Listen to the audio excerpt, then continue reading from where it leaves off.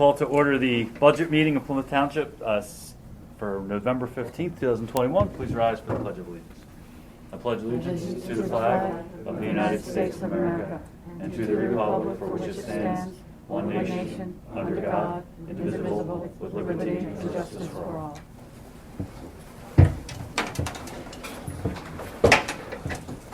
All right, thank you, everybody. Is there any public comment on tonight's agenda? Seeing none, we will move right into Plymouth Ambulance. Leading off. On the spot already. You need a second? You good? No, I don't need a second. I just asked, Yeah, sure. Are you- Forwarded out to, are you Tim? vaccinated and have no symptoms? yeah, absolutely. Vaccinated, Great, had thanks. it, everything. Thank you, because you're going to talk at us without a mask, so Vaccinated. You want me to wear a mask? If you have one, I'll wear a mask. I don't know if there's one in this room. I have a green polka dot one, but whatever. I mean, Go ahead, I just have to be very careful because of my grandson. Absolutely. So Tim, did you get a chance to send it in? What's this? Yeah. Yeah, I had left at your place this time. It provided us some financial information. It wasn't your place this time. Thanks. What would you like to know about Plymouth Ambulance? Because I normally come in and say the same thing every year. How much are you asking for? That's what I wanna know. How much you giving back? How much we can, well, I'd ask for a lot more, but everybody will probably fall over. But the long and the short of it is, every year, our costs go up, healthcare, which we apply to the employees, trucks. This year we purchased 2 trucks. One, just the ambulance itself is $257,000 is for one of them, right? That's no equipment, that's no employees. Last year and the year before and the previous years, I've always spoken about how we do our billing and what our return rate is. We bill out roughly 27 to 29 million a year. We send out, and you can see what the numbers are so far on that, right? Rate of return. We do a membership drive. We send out to. Where does that show the rate of return? Because Well, you can see the income, right, Oh, okay. versus liabilities. So you can see where that number comes in. thank you. Yeah, I'm not an accountant, I'm not following you either. so you build 29 million, get Yeah, we 4 million back? Roughly, yeah. Our That's the yearly first operating number. cost is about 5.6 million baseline. We applied for several grants this year, didn't receive it because we didn't qualify for it. We send out we send out 44,700 mailers a year and we get 2,200 back. 2,200 mailers back from 44,700. Fuel expense every month is roughly $5,000 to $6,000. That's just for trucks.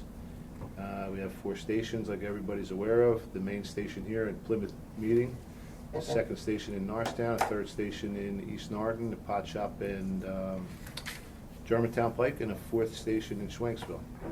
We cover 13 townships, 74 square miles. This year we're online and run about 16,400 calls. Busiest 911 ambulance service in the county out of the 20 911 county dispatched providers. We employ about 80 full and part-time employees. We have roughly 23, 27 somewhere. Well, 5 just got voted in this past month, so probably about 32 volunteers, 12 ambulances, 3 support vehicles. We run all of our primary, so to give everybody an idea about EMS, once again, there's a lot of organizations that they can't staff their ambulances, number one, just because of a shortage of paramedics. Every ambulance organization in this county, with the exception of Plymouth Ambulance, has never, as long as I've been the chief, has never taken our primary stations off status. Every other ambulance organization in this county does it frequently. So What does not that only mean? that means so 24/7, 365 days a year, the 4 stations Yeah. are completely covered with a paramedic ambulance all the time. So I've been the chief since 2007. So off status means that they don't meet that? That means that their requirement? station, that means if, let's just say, so to give you an example, and for locality, if you lived on Pleasant or Reynolds Road, right, and the main station didn't have a truck on status, you'd have to get the next closest ambulance. So if you're having a chest pain, cardiac emergency, somebody broke in, stabbed you, shot you, you're having a stroke, or you fell down the steps and have a broken finger, you're still waiting for an ambulance from another squad. As a chief since 2006, that's never happened at Plymouth Ambulance at any of our primary stations. That costs money.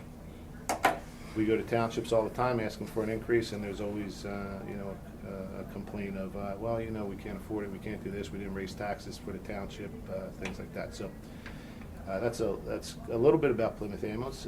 With regard to call volume, so since we are always staffed, during the day we have 6, if not 7 ambulances up, 4 stations, and then 3 systems management trucks.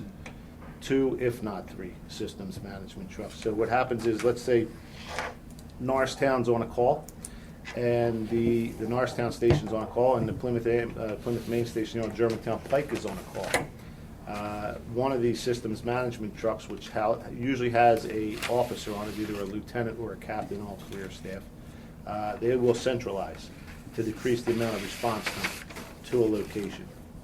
So let's just say between Norristown and Plymouth, if both of those trucks are out, the systems management truck will hang out usually at either Sandy Hill and Plymouth or somewhere in that local area, so they can either get to Norristown or Plymouth actually quicker than if they came out of a station, because they're already on the roll, right?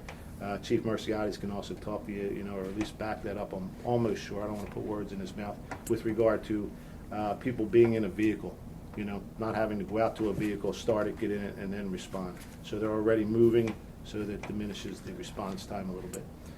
So with that, since we're staffed all the time, knock on wood, I hope it never happens in my tenure as chief that we have to drop a station status, but with that means we have to cover other people. So out of approximately 13,000 calls, we run in a year over 2,000 to 3,000 calls covering other organizations as second due territory. Upper Marion, White Marsh, Second Alarmers in Whitpain, Lower Providence, we're in Lower Providence Township at least 2 times a night average. They go off It's just status in amazing. Lower Providence? I'm sorry, ma'am? They go off status in Lower Providence? Correct. And in Whitpain too? Whitpain only has 1 truck, so I'm sorry for that. Whitpain only has 1 ambulance up, so if they're out and they're transporting over to Abington or so, that territory is unmanned, so, there's a system of locations, so we're the next due for most of Whitpain Township to cover that. I can tell you last week we've been in Ambler, we've been in Lansdale, we've been in Harleysville. About 2 months ago, we were covering a squad in Bucks County. So there's not a lot of people going into EMS as a career, number one. There's not a lot of paramedics out there anymore because the pay isn't there, and the reimbursement rate from insurance companies is hard to get, besides people keeping their checks, which we've tried to go after, and it's just a fruitless effort. So if you ask me what I'm asking for, as much as you can give me. You have a number with that? Yeah, last year I thought you had some line items on what you were requesting, whether it's fuel, whether it's... Well, yeah, so, the township's been gracious since way before I became the chief to supply fuel for a certain amount. I think it got increased a little bit last year. And also, I think the budget allowed to increase, I think it was a $5,000 push, on top of what the yearly contribution was. But, the firehouse always talks about a building being built. I know they're not a fee for service like we are, but once again, if people understand the EMS business, they'll understand that fee for service really doesn't help when nobody has insurance, right? So for us to build a new building, talking at $4.5 million when we looked into it, because we need to house all our trucks down here. Well, not all our trucks down here in Plymouth Township, but a large majority of our backup fleet sits here.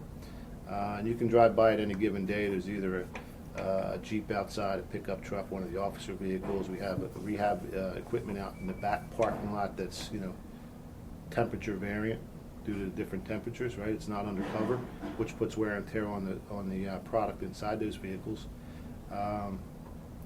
But, when you add up numbers, just say $2.5 million $250,000 for an ambulance, and we try to replace them every 3 years.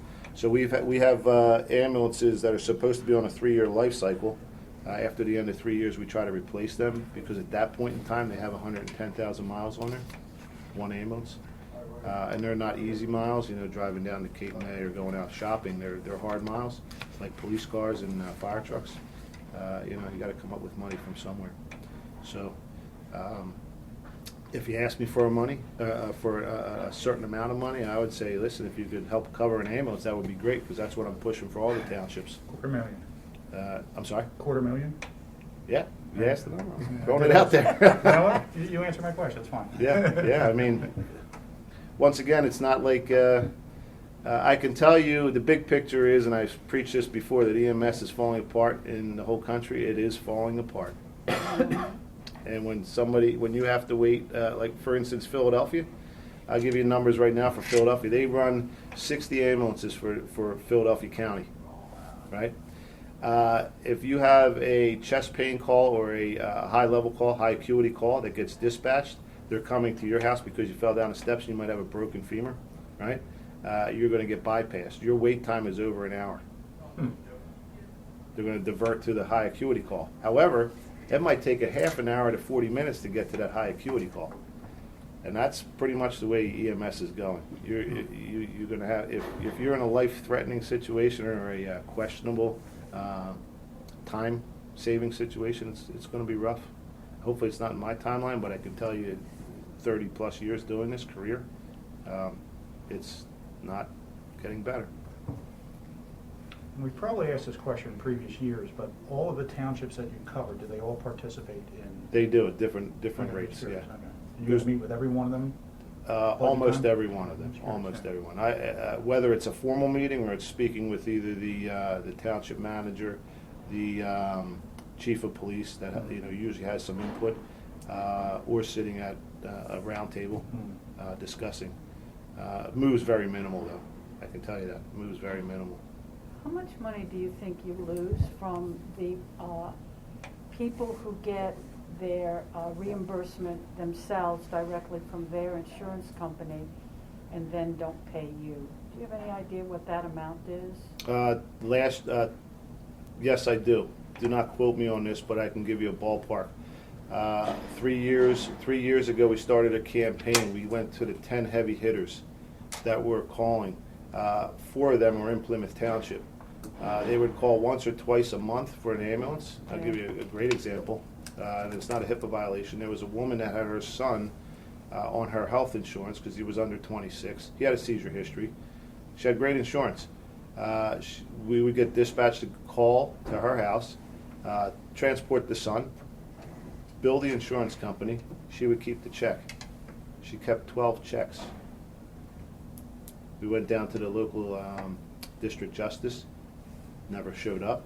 So if she gets some type of speeding violation or pulled over, she's now supposed to be held until she, I'm sure Chief Merciades could talk a little bit more about the law side of it, but if she got pulled over, there was supposed to be a standing, I don't know if it's a warrant or whatever, where she would have to be detained until she could pay her costs and fines.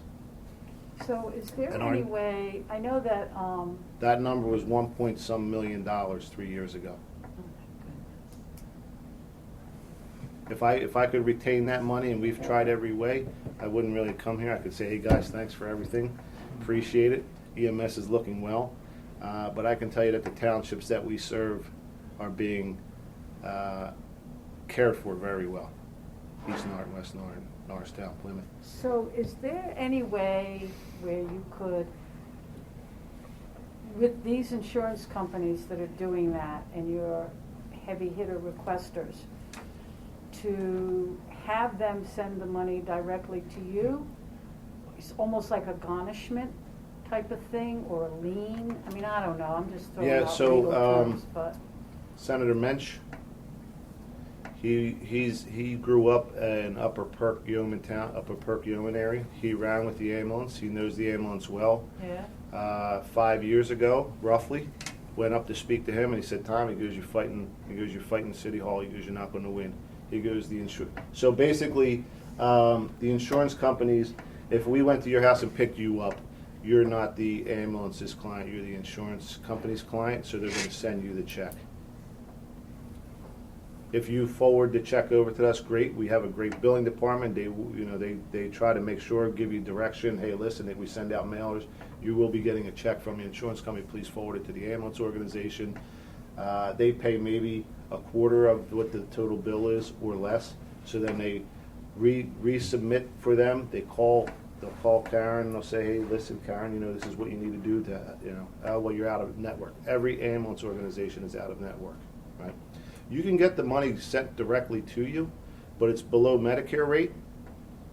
So for Plymouth Ambulance to respond with an emergency vehicle outside that door every time it goes off, it's over $660. The Medicare reimbursement rate is $380. So if any ambulance organization signed up and became a PAR provider or a provider in network with any of the insurance companies, they're just short-term living. They're going to bleed out in a couple of years, and there won't be any EMS. Or I should say, there won't be a ambulance organization that's doing that.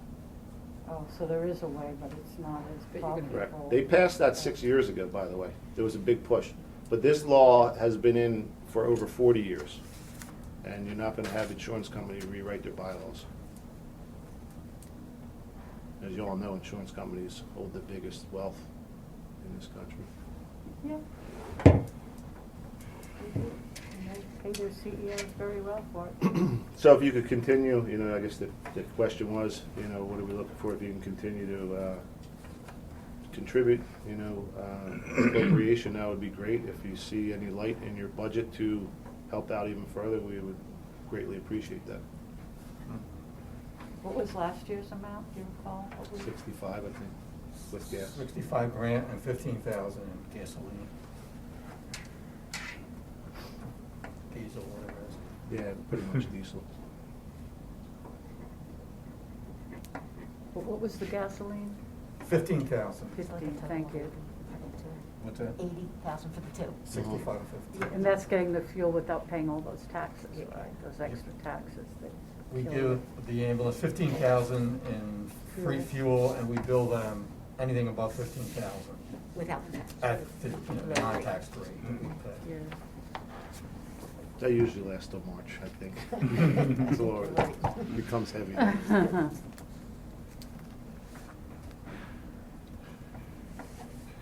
Any other You're questions? more than welcome to come down and take a look. We try to keep the equipment in top shape, obviously, because we have Yeah, to you do. we have to run it. But if you'd like to come down and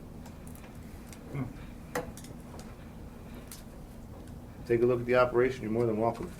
See what the men and women have to put up with and deal with on the streets, not the administrative side. All right. Thanks, Tom. Appreciate it. You're welcome. Sorry for so many questions. No, I'd rather you ask, I'll tell you. These numbers, yeah. I'd rather you ask continue to bill because people, right? Do you ever use a collection agency? we have our own internal billing, yes. Yep. A We lot said of it's been to the organizations, district justice and, yeah, a lot of organizations go to a billing source, but we've never gone that way because I think they all work on roughly 25 to 35% commission on what they retain.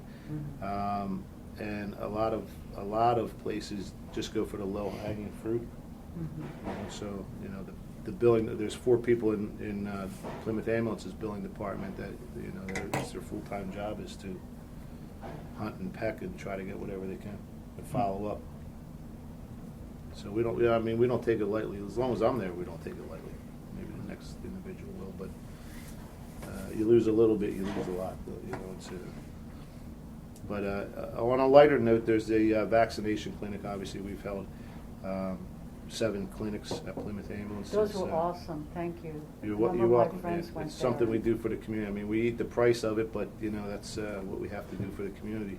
Did you get any federal money back for that? Oh, that's No, not the fair. pharmacy makes all the money. Yeah. You want to know a number on that for a Sunday afternoon to go from about 7 o'clock to 3 o'clock? That's $7,000 they have to put out for manpower, overtime, all that kind of stuff. Times that by 7, there's a number for you. But we're doing a 3rd vaccination clinic this Sunday between 7 and 12. If you want to sign up or you know anybody, it was open initially to public safety because Is this for the booster shot yes, for the 3rd booster. Yep. this Sunday? This Sunday, yep. If you go to medic308.org, our website, there's a link right there where you can sign up.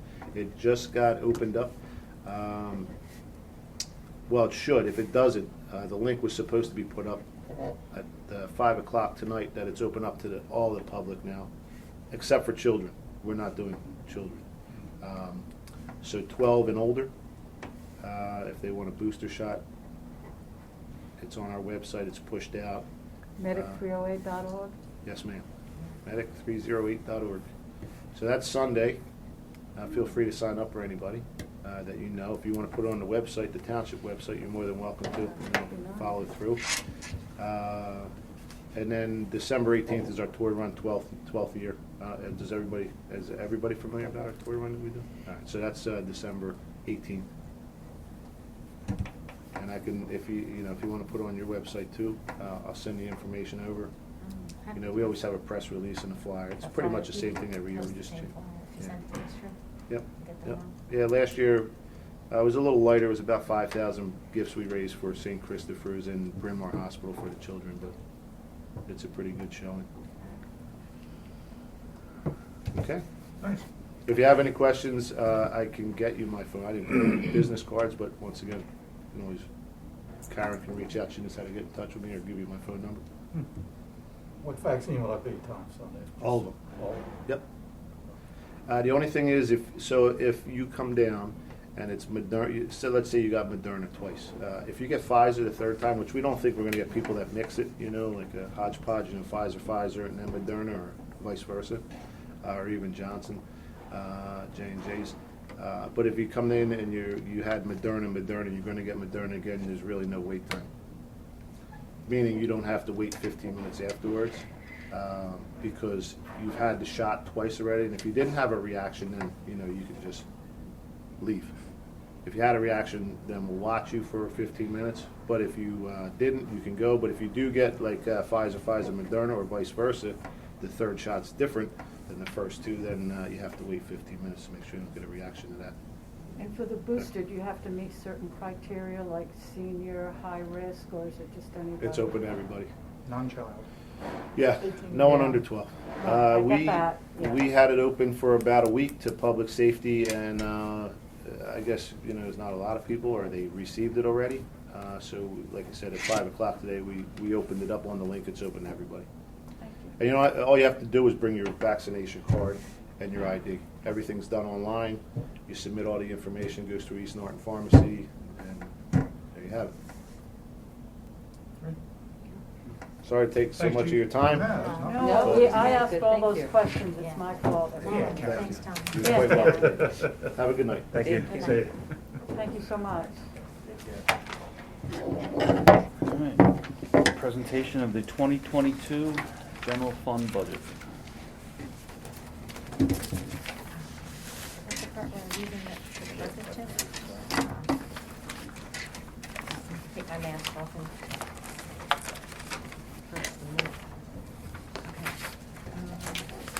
Okay, so the 2022 budget was presented to council on October 18th, 2021. Advertised workshop meetings were held on October 18th and October 25th with department directors and the township's emergency service providers, Harmonville Fire Company and Plymouth Fire Company. Final adoption is scheduled for the regular meeting of December 13th, 2021. We have made the proposed balanced budget document available on the township website. Revenues for 2022 are projected at $27,086,093. The earned income tax represents 29% of revenues.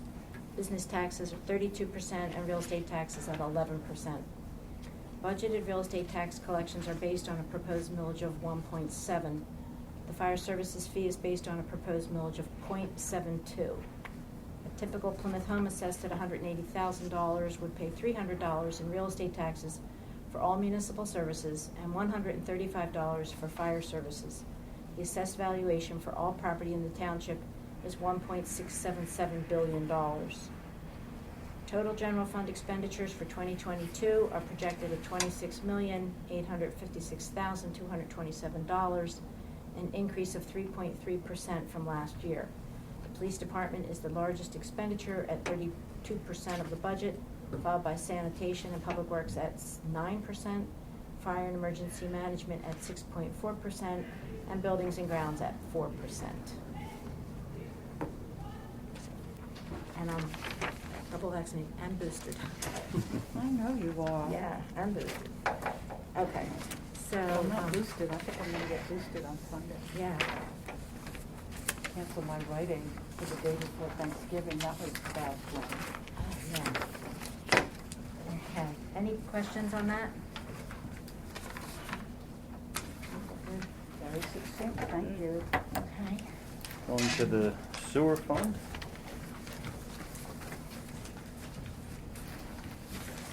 I'm going to go through this hopefully here.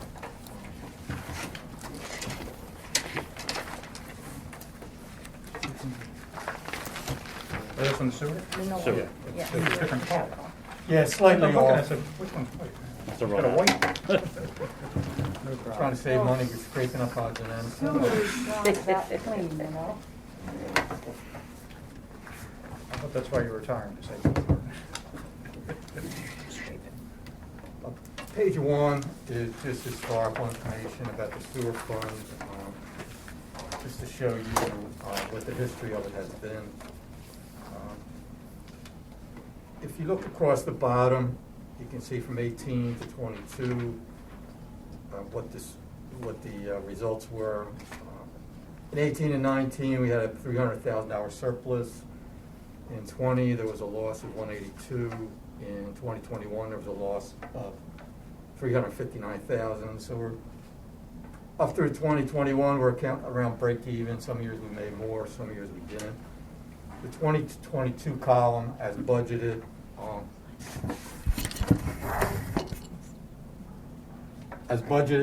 would reflect a loss of 2.5 million, and I'll explain what that is. If you go up a little bit from the 2.5 million, you'll see a capital projects amount for 2,487,000. What's going to happen in 2022? There's a project on the Plymouth Interceptor, $1.3 million. There's also a $700,000 project on Ridge Pike to replace the sewers when the Ridge Pike's torn up. So as we're going to see in the 2022 budget, it's budgeted basically there'll be a deficiency of 2.5 million, almost primarily due to those two projects that are both unfortunately going to happen in the same year. And you can see in the box at the bottom, we're going to go into 2022 with $3.6 million fund balance. So of that 3.6 million, about 2.2 of that is going to be needed for those two projects. So, well, maybe we'll get there. I was just wondering if sewer rates need to go up, but Yes. you'll get there. Yeah. Okay. This, Yes and I'll be yes. patient. page 1 is a summary, but page 2 is where the budget starts. The revenue for the budget, the annual revenue, the top, the 3,024,000 is the collections from the customers. This anticipates, and we're going to get into it, an annual increase of 9%. That's how it's budgeted. We were what, 7% last year? You say 9% today? Okay. And I think I'll explain why that is. A lot of the reason is these two big projects is really going to deplete the fund balance. So we're anticipating collections from customers of $3 million. And the other things we get are connection fees, $125,000. And this East Norton escrow of $123,000, it's actually connection fees that go right to the plant that we can draw down on when we want. So they're all the elements of revenue for the sewer fund, which would be a total revenue anticipated next year of $3.3 million. And is there still gonna be that dichotomy where some people are being carried by others? I mean, we still have the same sewer, same sewer districts. Tim, does any of this take into account the lining that we have to do with our sewer system? Because we'll get to that also? Okay. Yeah, it'll be eventually. So page 3 These are the expenditures. The first grouping is administration. We don't incur a lot of administrative costs. The first line item, the 141,605, there's two people in there. Mike Estock, who's in charge of the sewer systems, in there full-time, and half of Pat Crossan, who handles all the sewer billing. And Mike just got moved in, is why it Yeah. looks large. Yeah, that's why He it was in jumped up. Mike Public Works. was not charged there before, but now he's been moved over there full-time. So he's being charged to administration. The next section is collection system maintenance. These are the things that kind of have to be repaired each year, the routine maintenance, the things that have to be done in the sewer system each year. Mostly repairs and minor upgrades. Page 4 at the top are the treatment costs. The bulk of it goes to East Norton with Payne Joint Sewer Authority, the 1.1 million. And if you can read across that top line, they've done a real good job of keeping rates down. We've been paying them, around $1 million now for many years. The Conshohocken Authority, the ones that go there, we pay $325,000 to the Borough Conshohocken Authority, and the other $325,000 is other organizations. That's almost all White Marsh, and there's a little bit of Norristown and a little bit of Whitpain in there. But we probably pay White Marsh about $300,000 to treat Plymouth sewage, which we in turn bill directly to the people connected to White Marsh. These are the capital contributions, the next section. It's the actual payment to East Norton is going to be $440. We use two different sources of money for that. $220 from operating revenue and $220 we're going to use from the connection fees that we have. And Tim Boyd's done a real good job down at the plant of keeping that number consistent, keeping that low. The next line, the $421,000, is the capital contribution to the Borough Conshohocken plant. That number tends to be all over the place. They give us a 5-year plan. We're committed to contribute under the plan. You can see we have budgeted $421,000 for 22. There was nothing this year. They just didn't have any projects going on, so we didn't have to give them any money. The next section is what we had talked about. The first item is slip lining, $400,000. We've doubled that. Good. Based on conversations with Chris, he didn't think $200,000 a year was going to do it. So we basically doubled the $200,000 to $400,000, which will hopefully give him twice as many pipes that he can reline. You know, the amount of miles he has to go, it's 60-some miles or whatever. and What a does that couple mean to miles a year. reline them? 40 years Is that to at increase rate. their life or stop leakage? What is? Rather than It replace it. literally, Rather than so if they replace- have a crack in a terracotta pipe, literally there's a machine that can send, they call it like a sock or a sleeve in there, and it'll kind of forces through, and then it creates like a new epoxy, almost like a plastic pipe, very strong, hard, as if, because today they would use all like Schedule 35 or 40 plastic pipe, but it almost creates that in an old terracotta pipe. Reduces the diameter like just a little bit, but Yeah. because it's all new and epoxy, it's slippery and it increases the flow, works a whole lot better. So they slip line them. And plastics forever. Yeah. the Well, we plastic- do know that. The plastic will last. I learned so much. Yeah. I like it. Yeah. And it doesn't lose much of the diameter of the pipe. It Yeah. just hugs the walls, and they clean them first, and then they Uh-huh. Thank you. literally line it. The next section of the capital projects, there's this Plymouth Interceptor. It's estimated to cost $1.3 million, although I don't think it's been bid out yet. No. The $700,000 is the Ridge Pike sewer replacement. It's believed it's going to happen next year. It may not, but that's going to be budgeted for next year.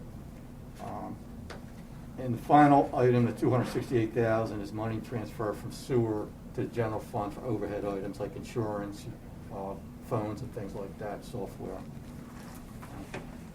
So that's the grand total of the sewer expenditures. I know you mentioned that 9%, just let's say you took that 400,000 for the slip, slip lining, what would it cost to raise to do like $600,000 or $700,000 a year? I mean, would it be minimal? Would it be, I mean, because it kind of makes sense with, when we saw that report done, when we were looking at the sewer, how many red areas there were, how many years is it going to take to get to those unless we increase that? But it's just a thought, I don't know. Yeah, I if think it minimal is probably, not. I'm not a sewer person, but it makes sense to me. Maybe that 400,000 should be 600,000 or 800,000. Just something to think about.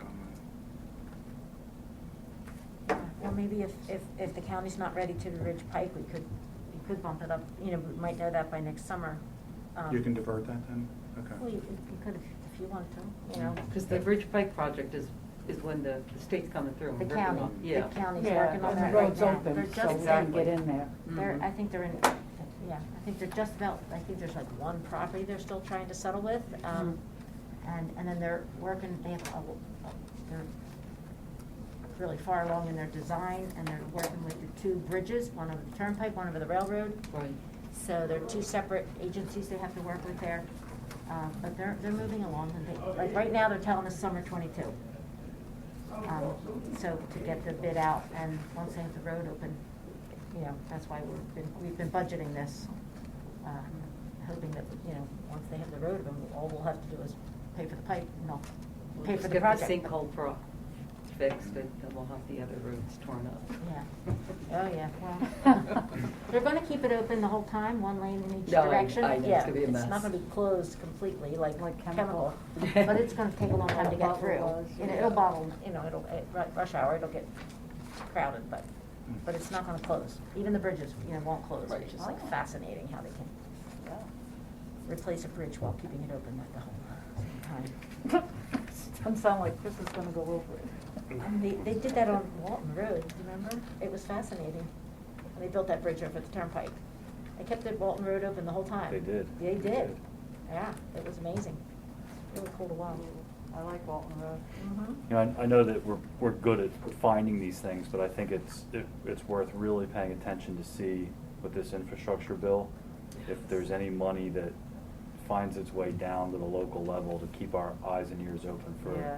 projects like the Interceptor and things, because I don't know, maybe we'll get lucky and there Well, could be. Yeah, so the Interceptor would have been a qualifying project for the American Rescue money, but we decided, I guess, you know, Tim had told me before about just replenishing, and it also, lost business tax is another, lost revenue is another one, so that's where it's going, but.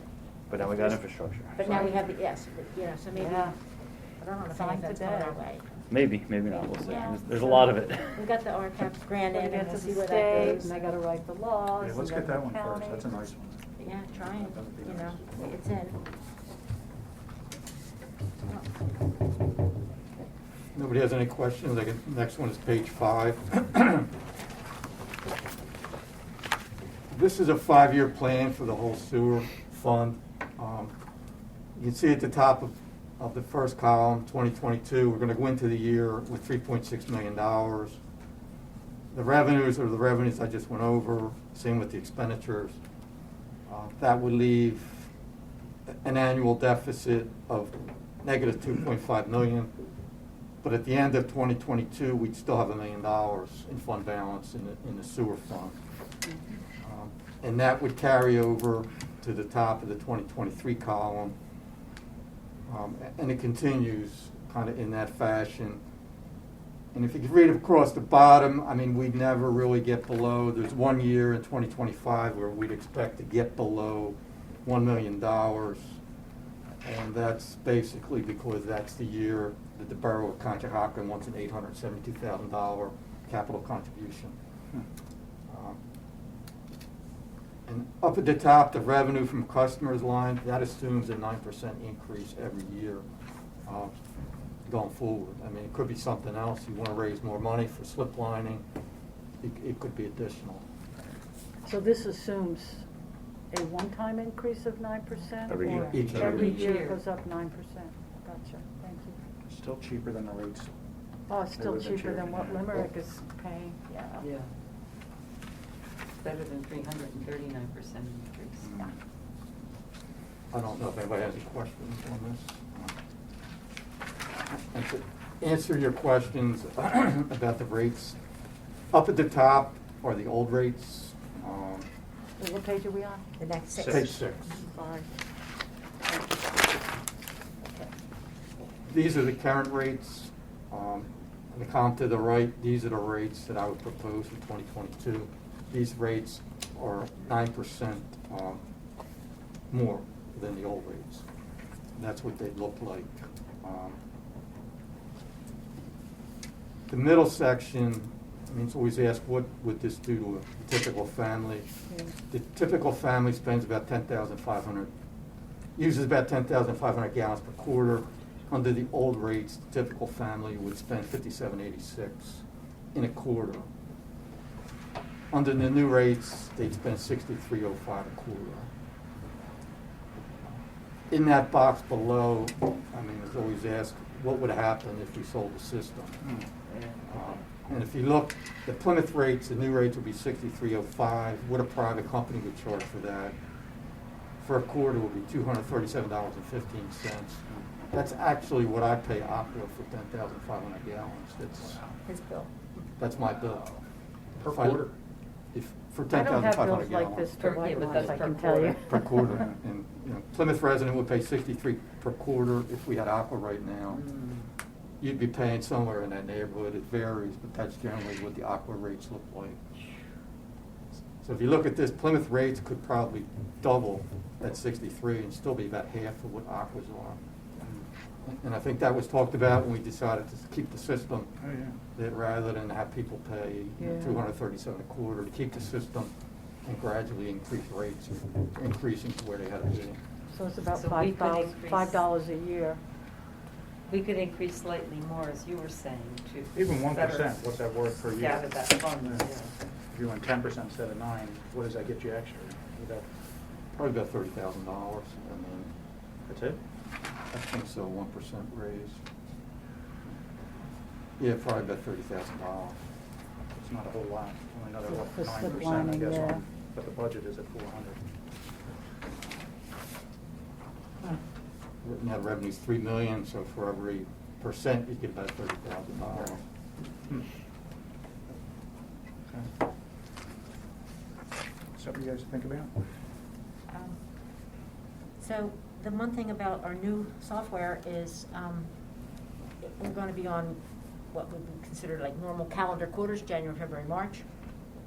And if we're going to do this ordinance, which I think we really have to, but it's up to you, then if you could tell us tonight, we could actually advertise this week and have it on your November 29th agenda, so that it would be effective on the 31st day, December 30th, and we could put it in place for January, the next set of bills for the bills that would go out. It would be effective, nobody could challenge it or whatever. So starting in January with water usage, these bills probably won't go out till April, but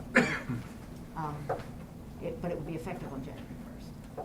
I feel like we've done that in the past, right? We did it Yeah, last year. yeah, we try to That keep it, makes yeah. sense. So but before we weren't on a traditional calendar quarter, so I think we did it, we certainly had an increase, but we didn't have to do it at a separate meeting ahead of time, like in November, right? We did it probably with. Did in December, with the actual millage. So is there gonna be Real a, estate tax. because of the switchover, is there gonna be a period where people will get their bill quicker than when they normally would, where they might be surprised that they got it so soon? It's going to be a little later. Like before, our fourth quarter would be September, October, November. We didn't wait for that December reading. You know, it wasn't a real quarter. But now with the new software, we're going to do a real quarter. The quarter will be October, November, and December. We were always like a month off, out of sync with the water company. We don't want to sit and wait for the files. We just want to get a bill in the mail around the first of the month. Now we're going to wait for the water company's December reading and then get a bill in the mail. They'll probably come mid-month instead of around the first. Yeah, we already had one. When you put them out, you go about 30 days for it to come back in, the due date. And it was like October 18th, and it kind of, we got some calls on it. People were, you know, a little curious or confused because it didn't come in at the normal time. But, People like me have no idea, but I know a lot of people, you know, a lot of people very, watch it very you know, aware of yeah, when they that know goes. when it's Comes, due, you pay, and why is you it due know. here instead of there, and, A little automatic deduction. yeah, Yeah. me too. But yeah, so those who watch it carefully, you know, we're asking, why is this off and whatnot. But yeah. No, I'm fine. So what, do you think that would be, we can go ahead with this? So there's a draft, the next page is the draft ordinance that we just kind of prepared, just in case you're ready to move forward with that. We can get that advertised, and you can see at the very end, it could be on the November 29th agenda. That meeting was specifically called for the earned income tax, also tax increase, and hopefully a notice of intent for the general contractor for the renovation building. So they're If the we three. get started a month early, that'd be awesome. They're the three things that we're thinking of for the November 29th meeting If now. you don't get it, you're not leaving. Just saying. Take me to court. Hostage. I'm supposed to hold you hostage. A whole department moved in down the hall. We better get started. We gotta get started, okay, but this is okay? I'm fine. So Monday the 29th will be three things, right? Yeah, it'll be the sewer increase Yeah. ordinance, it'll be the earned income ordinance, and hopefully a notice of intent for the GC, Yep. for the Reno. If they check out, all right. Those bids are due on the 19th, is it, or They open on the 23rd, 23rd? 2 days before Thanksgiving, next week, next Tuesday, a week from tomorrow. And, You know, I was thinking the 19th or something. yeah, and they open on the 23rd, and we could do the notice of intent to award on the 29th. And the bidders have 14 days to get all of their subs qualified.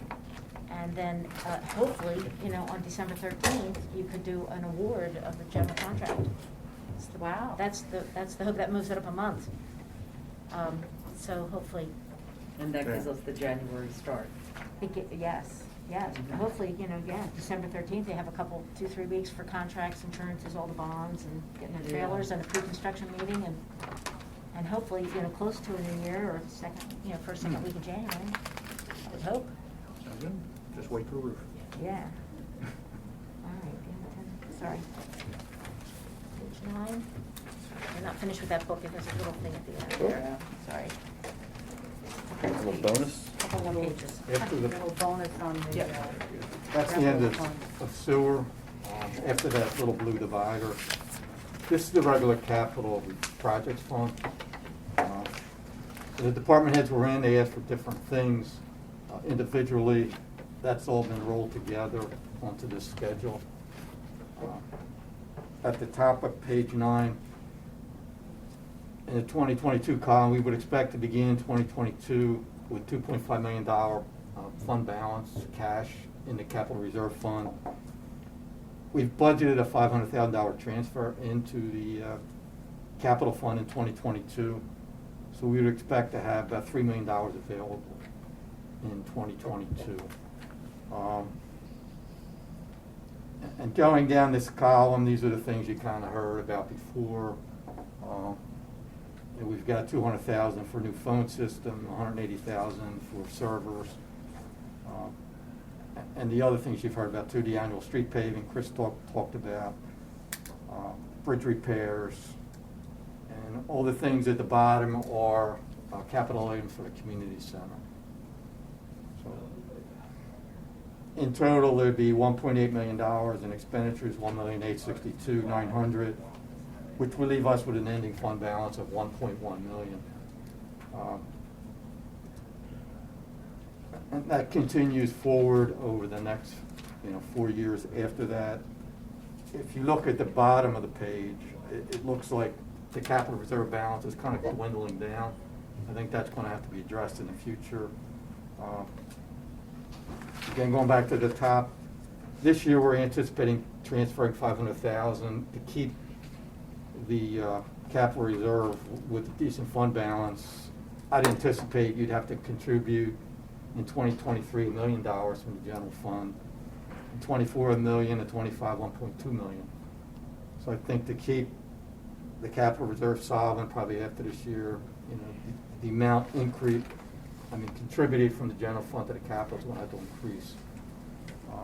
And you can see what the balances would be across the bottom. The one thing I'd like to point out is there's some big projects on here to keep getting pushed out. The Brook Road reconstruction for $750,000. The Brook Road culvert for $450,000. And Narcissa Road culverts. Chris budgets them, but as long as they're holding, he keeps pushing them out. So, I mean, if you look across the bottom, that situation might not be that dire. I mean, if you can keep pushing these out, if the culverts hold and he doesn't have to redo those roads, you know, he can keep pushing them out probably beyond the 5-year plan. But the way it is, it's budgeted in there in case we need it.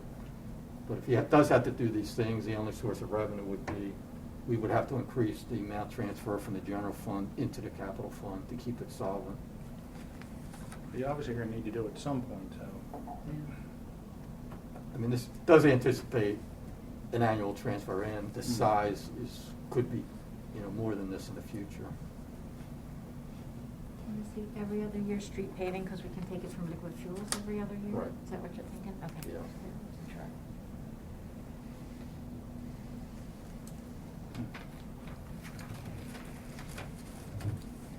The liquid fuels money, I guess we always use it for salt and overtime for winter storms and depending on if you have a busy, winter or you don't, I guess this anticipates every other year you'd have, enough of maybe 150,000 or something left over that you could use for, because the street paving is always around 300,000.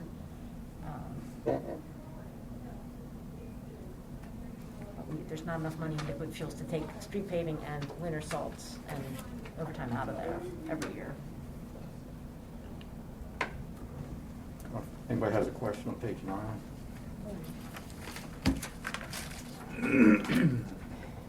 On page 10, we do have some other capital money that's restricted for certain purposes. At the top is the recreation impact fees. We're going into 2022 with $800,000 in the recreation impact fees. We expect to get a grant for $250,000. We already did. We did, yeah. Yeah, that grant we have for the playground. Okay. Mhm. So we'll have $250,000 available, and if you read down the column, the biggest project, that new inclusive playground, will be funded from recreation impact fees and that grant. The gross cost is expected to be $464, but if you take, if you net out the DCE grant, the cost of the township is going to be about $200,000. Which will still leave us with a pretty big balance of recreation impact fees, and going out to 24 and 25, there'll be enough money in impact fees to refurbish Colwell Park and Black Horse Park with the playgrounds. Nice.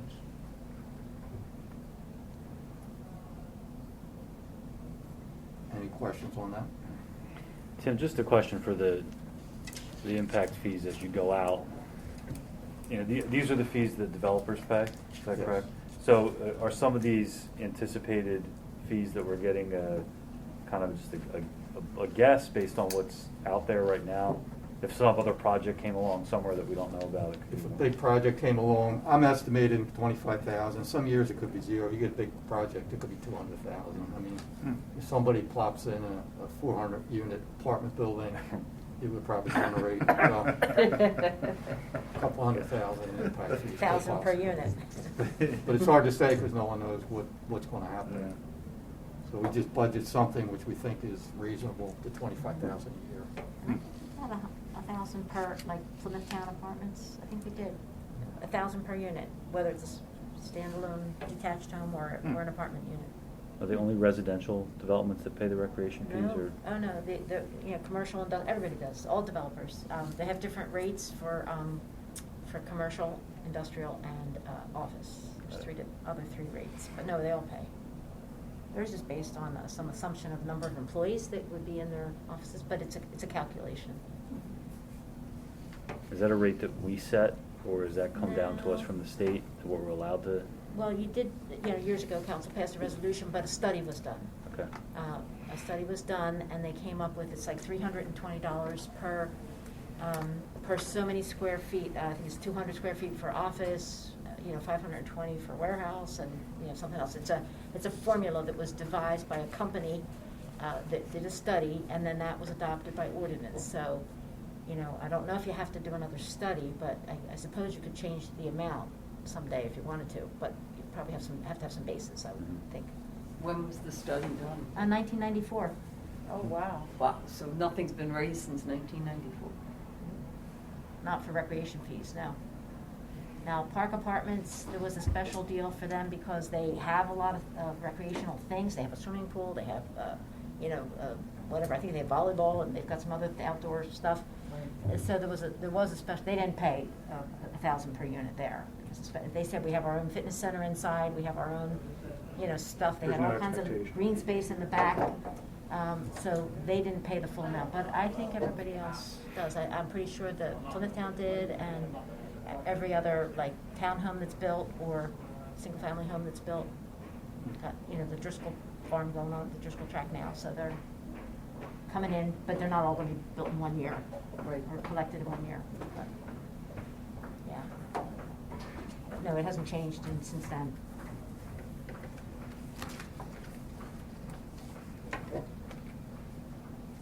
The next section on the bottom of page 10, again, this is restricted capital.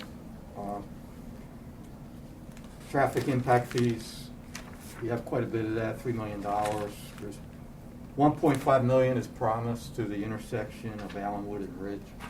But even after that's paid, we'll still have $1.5 million. I mean, there's no projects planned, but there is quite a bit of traffic impact fees in that area.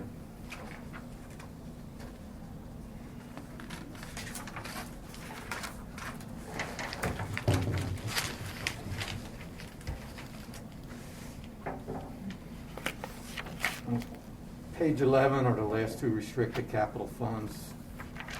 The top is Act 209 impact fees for Area 2 traffic impact. We've got about $500,000 there. Again, nothing's budgeted. There's no projects that are planned right now. And the last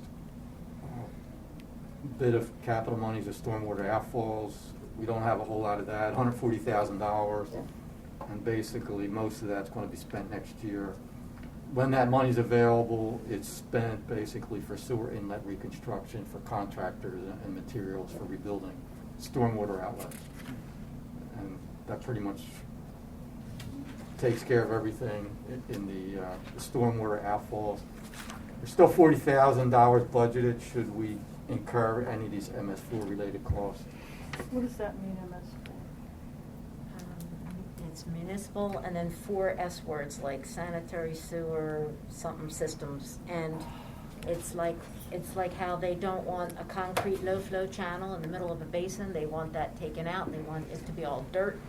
They want everything to get absorbed. They love it if you plant trees in a basin, like the one at The rain garden? Cracker Barrel. They threw all those trees in there to help absorb more of the water. Talked about the Cardinal View Basin one time.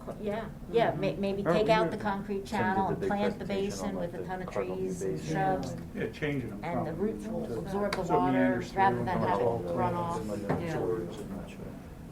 Yeah, so the Cardinal Basin is the first place that Tim Woodrow thinks we should work on. That's the first project, the Cardinal View Basin, that the township owns. Yeah, Trish McCarthy's been planting a bunch of trees and stuff there. Yeah. Her own Has she? native trees, yeah. In the basin? I don't know that it's Yeah, I down don't in think It's hard to she get had to in get there. in the It's all fence. fenced. She's Well, yeah, I don't working think- with. If she's working yeah. with Rick, then that's Working with Rick. that's probably all right, but it is Oh, fenced. she's not fenced just going off. in and She's doing it. climbing the fence. Yeah, and it's planting. fenced. I don't know if That's she has a what key we to do. it, but it is She cut fenced a hole off. through. Yeah. That's what I would've done. Municipal because- sanitary I gave her storm some seeds. sewer systems or something like that. So Tim, there's, Four S. in these traffic impact fees, I mean, there's essentially like $2.3 million by the end here that we just can't really touch. It's just there, but if something comes up, Do you want me to tell you how that works? So Yes. so for both areas, so there's, the law in Pennsylvania is only, a sewer, an Act 209 area can only be no more than 7 square miles, and we have 8.3. So the first time we had a service area, they kind of took all the core of the township and the undeveloped parcels, and we have a funny, crazy-looking map, with trying to gather all that. Then we realized that we were losing in the rest of the township, like areas along Township Line Road, and all those offices were coming along. So they created Area 2. So now everywhere you build or redevelop, you're in one or the other. You're in Area 1 or Area 2. And then again, big studies have been done, and they've been updated a couple of times. Act 209 study was updated, I don't know if it's been, probably since you were on board, I don't know, Marty. But I have, remember it. in my big black book, I keep a list, so at the end of the study, there are projects. So this money has to be spent on the projects that are in that study. So there's specific things that you can only spend the money on these projects. I could always circulate that to you if you want, but if you want to add a different project that's not there, you'd have to have the study, have to open it up again, have another update, and it's a huge process. You have to go through all land use assumptions and capital projects. I mean, it's a lengthy process to update, but right now there are projects in both of these service areas that the last time the committee convened, they felt that that's where they should spend the money when it became available. In the one area, I can tell you, there's a traffic signal planned and kind of promised with the people, all the 9 lots back where Peter Cross had the Lee Drive and Davis Drive. There's an ordinance or a resolution that says when all those lots are developed, that if PennDOT would approve it, there would be a traffic signal on Gallagher Road at Davis Drive. Hard to get in there and hard to get out of there if the offices were all full of people and whatnot. Right around that curve over there. Right on the curve by H&R, right there. It's sort of try to create a little left-hand turn there. PennDOT would have to approve it. I don't know, but and there's a self-storage place. There are 2 hotels up and open. There's a 3rd hotel approved but not built. And then you have the IMS back there, which, so there's still a couple lots left.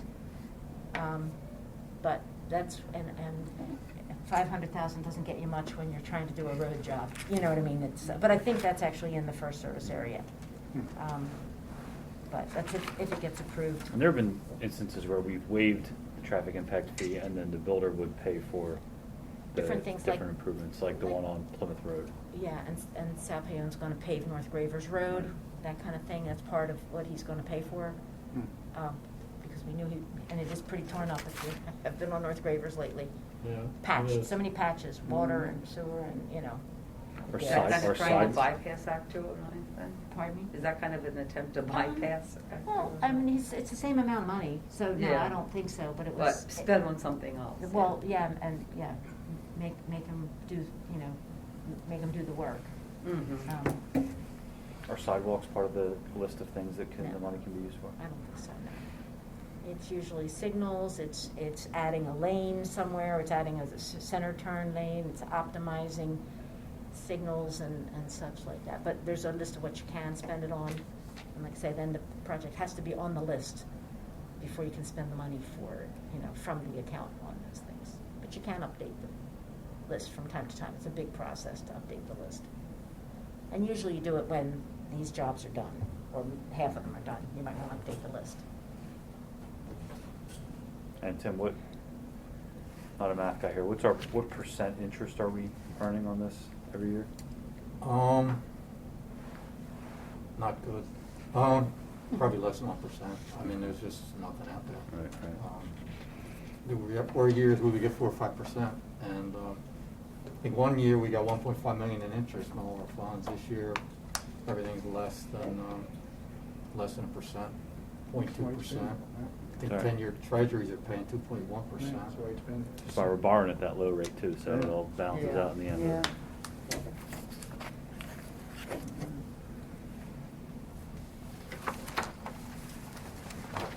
Anything else on capital reserve? Just one other thing, this whole capital budget doesn't include the building. Once we get the number, we'll add a line for the expense, and then we'll add a line for the bond proceeds. So the final budget, as you see it, for capital look like this. There'll be an additional revenue line for bond proceeds and an expenditure line when we get the number on the building. So that's what you'll see in your final budget. I guess if you bids are open, it might not even. Well, if we have a number, We we'll have- have a number, we'll use the best number we have, I guess, in the Yeah. final budget. Yeah, I'm pretty sure we'll have it by the 23rd, if they open, we'll, hopefully the lowest low is the one we get, Mhm. right? Hopefully. Hopefully, yeah. The pre-qualified, soon. They have a lot of more stuff than pre-qualified. Number 7, up to 7.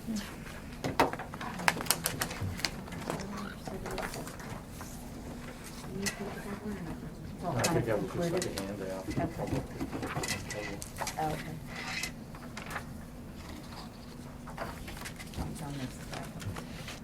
Number 7 is the contribution. So I guess at this point, I guess council decides what the contributions will be for the fire companies and the ambulance. I have a handout, this is, you haven't seen this before.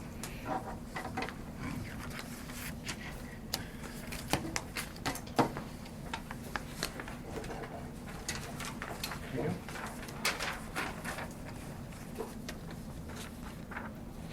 Thank you.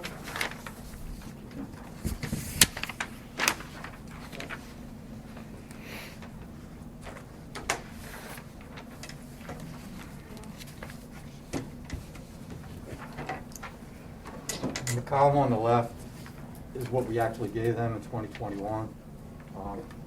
And as best as I can tell, this is what they've asked for when the power companies were here, when they submitted their information. This is what they were looking for. I guess usually at this point, council decides exactly what will be the contribution for next year.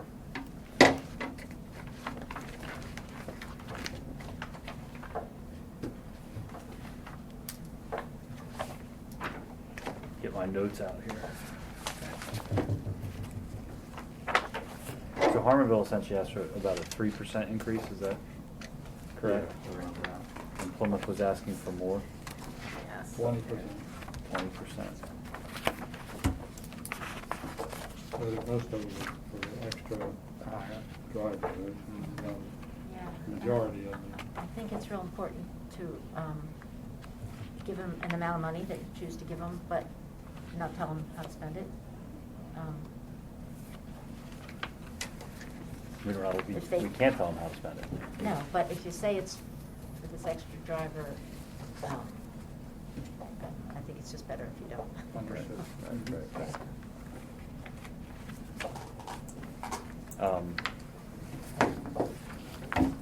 Any thoughts from anybody? I don't Well, wanna, I don't think we should give the 20% increase, even though they probably need it.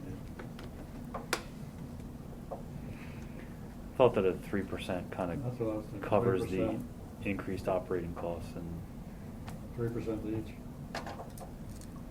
I think that's sort of what we traditionally give when we give increases.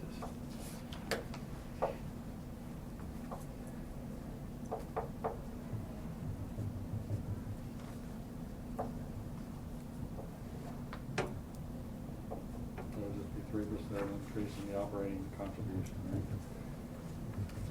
Traditionally, we've always done 3. Well, not This year, necessarily. everybody's asking for No, something. last year was, we got a lot more than Farmville, right, for extra drivers. So Harmonville has 2 stations, and they have two people, well, they have 3 drivers total, they have 3 employees total. I think the one person kind of floats back and forth, but one at each station and one back and forth. And Plymouth has the one company with 2 Yeah. personnel in it. So, not sure if they wanted the third, because Harmonville has 3, but Harmonville has 2 stations. Right, they're So, managed yeah. 2 different.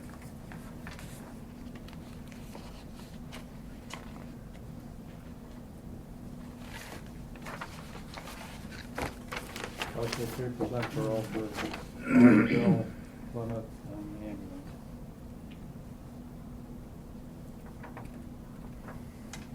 Just on the operating contribution. Right.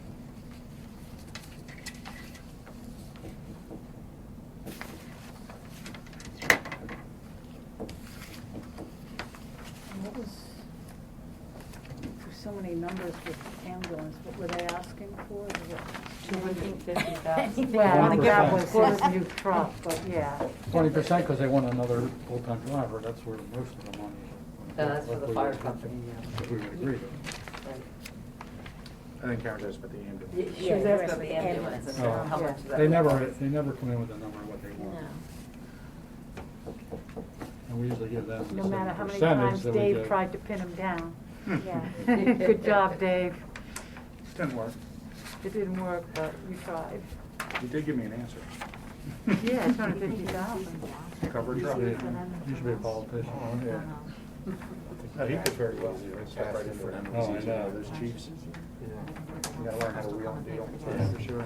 Just appears, I don't know.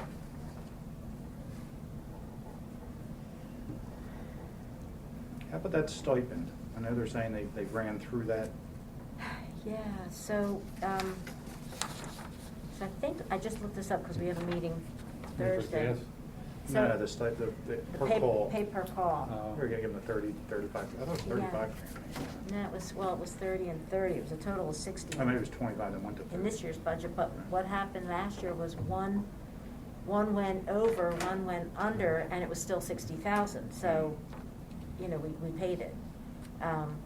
But the one that went over, if it was Harmonville, and if Plymouth goes over, then, you know, we wouldn't have enough to pay it. So the question is, do you still give them whatever it is, or do you just give them Cap. what's budgeted and let them figure it out?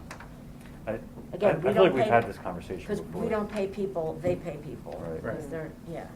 My concern is that if we leave it open, if they think that they can Sky's come the back limit. for more, it just puts us in a bad spot where we could find ourselves like Yeah.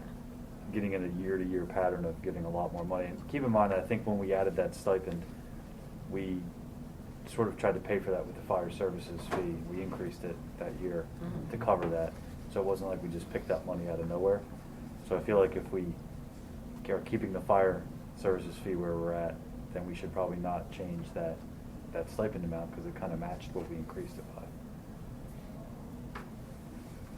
I thought we changed that fire services fee to, because we were actually funding that, because it wasn't like paying out what we brought in, or not? Was I thinking I about think- that wrong? well, I think when we- $100 versus 70 or something? I thought when we increased it was the same year that we added the stipend.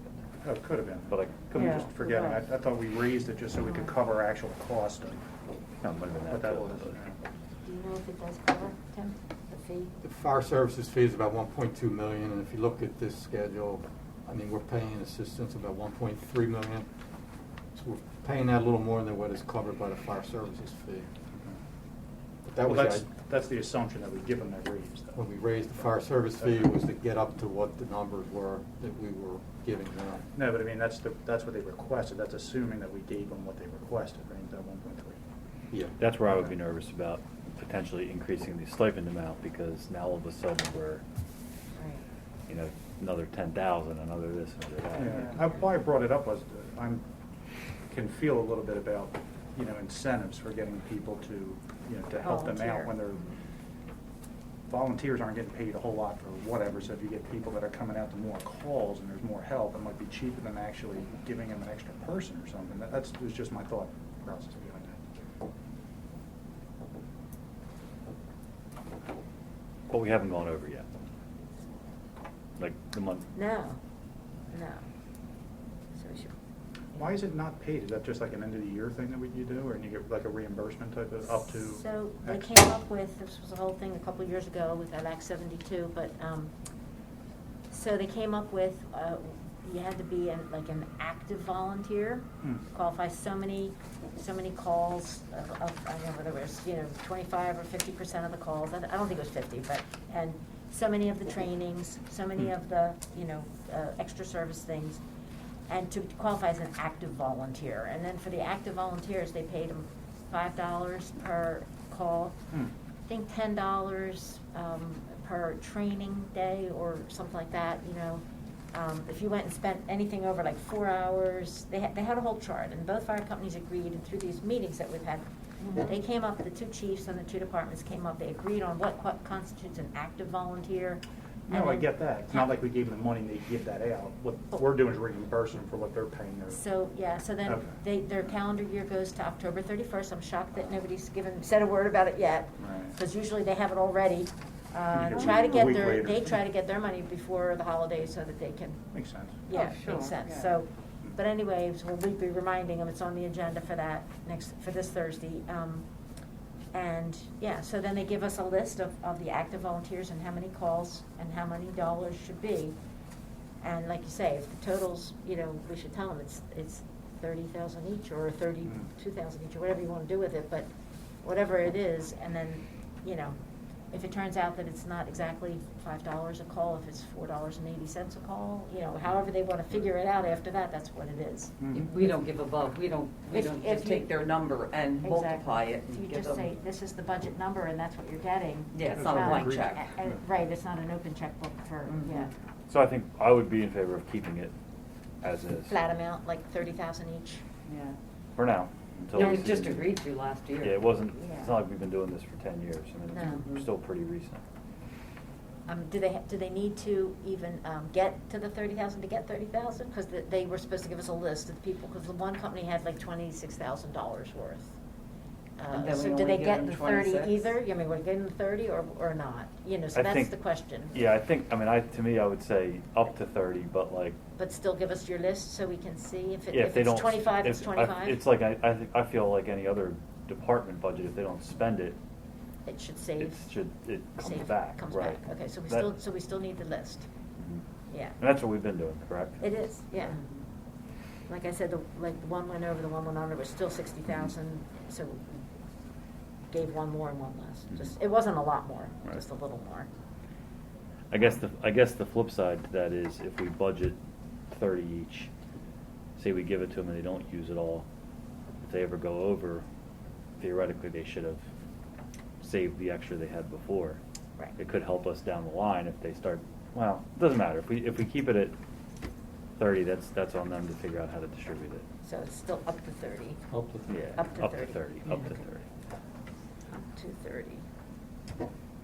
And it seems like it's helped them, and it seems like they're Oh, yeah. doing better. They're a little better off than they were a couple of years ago. At least I think that's what Harmonville stated, which is They good. did, yeah.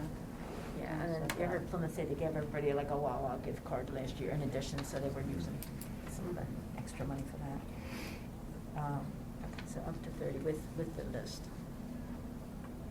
Proof. So you want to keep that at 30? Everybody go with that? Mhm. I'm good with Yeah. that, it makes sense. Okay.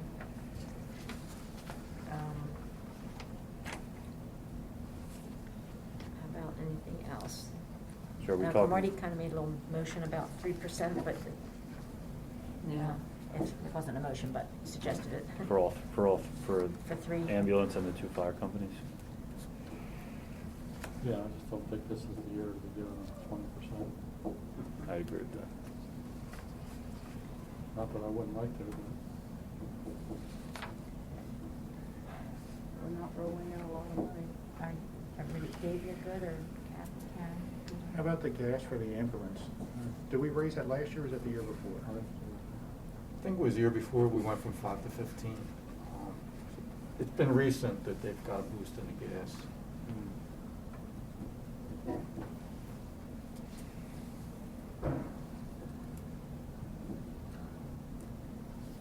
But I'm okay with keeping it. I just asked Tim, do you think they'd rather have the gas at the lower price? Well, they'll pay for it, or the cash. He thought they'd rather have the cash. If you were going to give them something, That's a good question. which line to put it in, but. Yeah.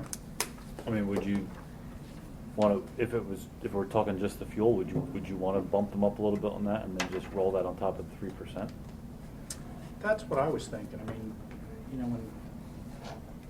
want to give them a couple grand extra, you want to do $5,000, you want to keep it the same. I mean, Need for You You guys give gas. them 3%. yeah, for gas. 3% Plus 20,000 a bump for for gas gas. fuel.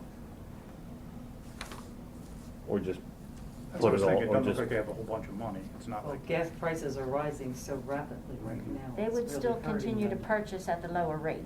Oh, okay. They would get the lower rate, they just pay for it, whatever Mhm. they all. When he says they that's fill going them by up. March, that's what kind of. But that lower rate, that's gone up too though, hasn't it? I mean, it's The low cheaper rate than is- what's yeah, out there. It's but cheaper than everybody else, but the low rate goes up with everything else. Right, figures,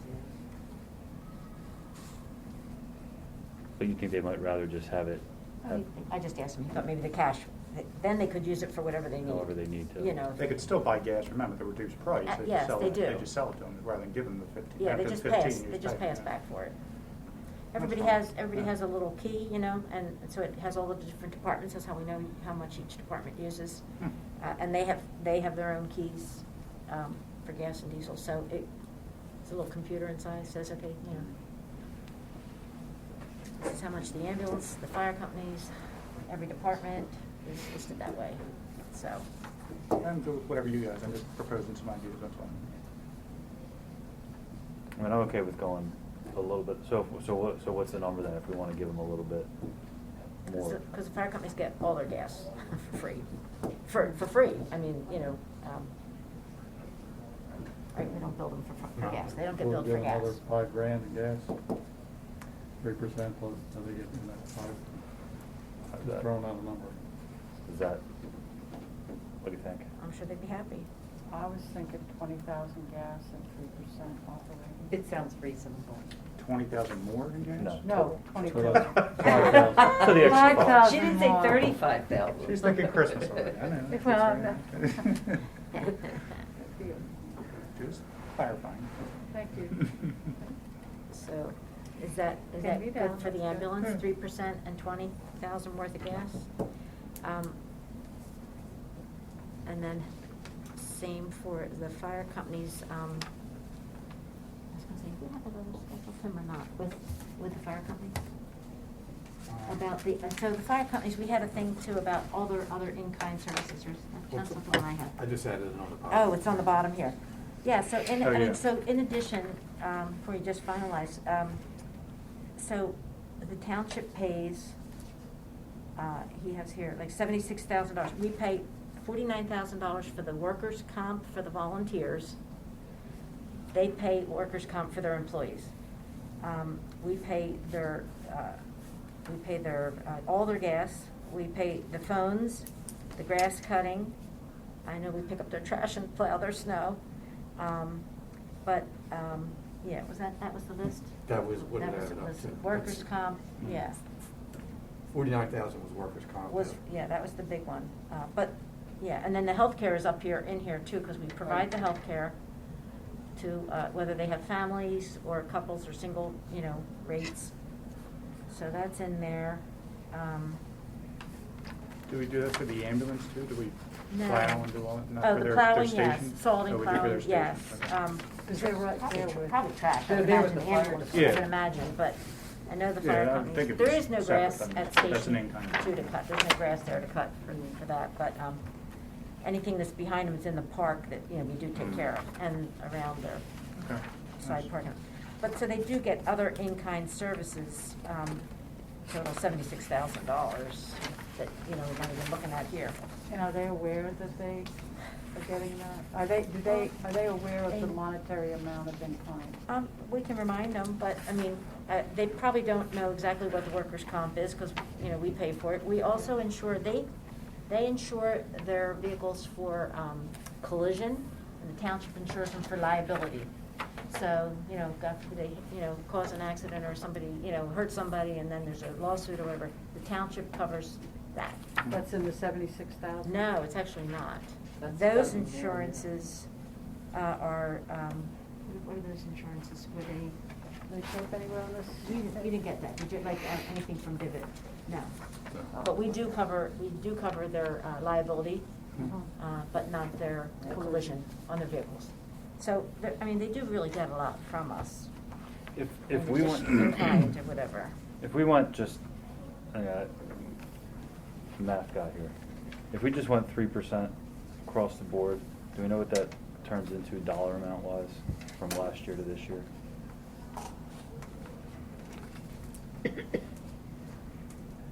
You're saying with every department? No, just with the fire companies. And the ambulance? 12,000. Right now, I'm just asking for about the fire company, particularly Plymouth.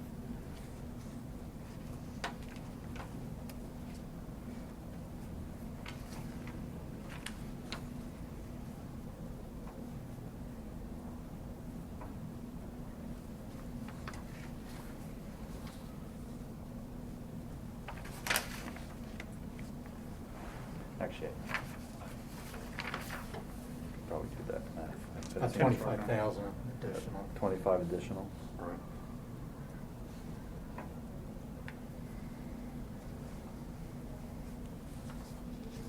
Well, I don't know if I want to, we don't want to talk specifics about this money. We'd rather keep it in broad terms. You know, there were some things that we went to the fire company, particularly Plymouth, about that they in turn, I thought did a pretty good job of in terms of their salaries and their, you know, adding some additional costs for their employees. Mhm. And I thought if we wanted to, since we were the ones that really pushed that, and I'm just looking at page 16 of their budget.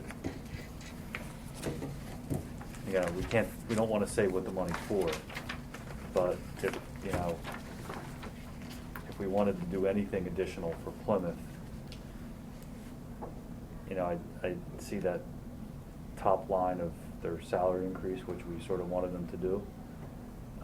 If we wanted to maybe add a little bit onto the 3% to help them, but we don't want to say that that's what it's for. And we want to just add it in general, but is that, you follow what I'm saying? I do. Because we made the request for Mhm. them It's a to little bring their reward. salaries up. Yeah. And they did. Farmer bill didn't? I don't think they were part of that one. Well, they did actually, I guess. Yeah, I think they did. They did. They did Now that you- now that you bring that up.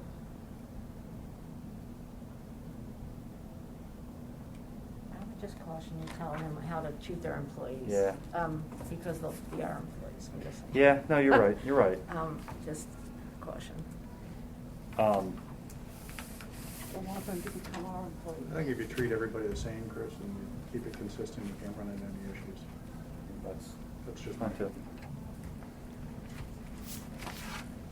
3%. 333, 333. and the stipend at 30, and the capital at 100. Keep it. We've done that for how long? Yeah. How long to do the gas? That was just the fire company. Fire companies get all their gas for free. No, I mean, ambulance. Oh, the ambulance, I Yeah. wrote 20 and 3%, Right. 20,000. Okay, yeah. 20,000 in total in fuel rates. Yeah, and 3%, and the others, 3% in their operating. Correct. Mhm. And the Capital is the stipend same. stays the same. And the capital stays the same. Yeah. All right. Yeah, the healthcare's a big plus for them, sure.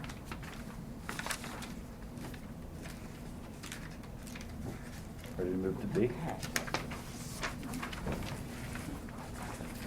I gotta start putting some of the stuff on the floor here, clear some space.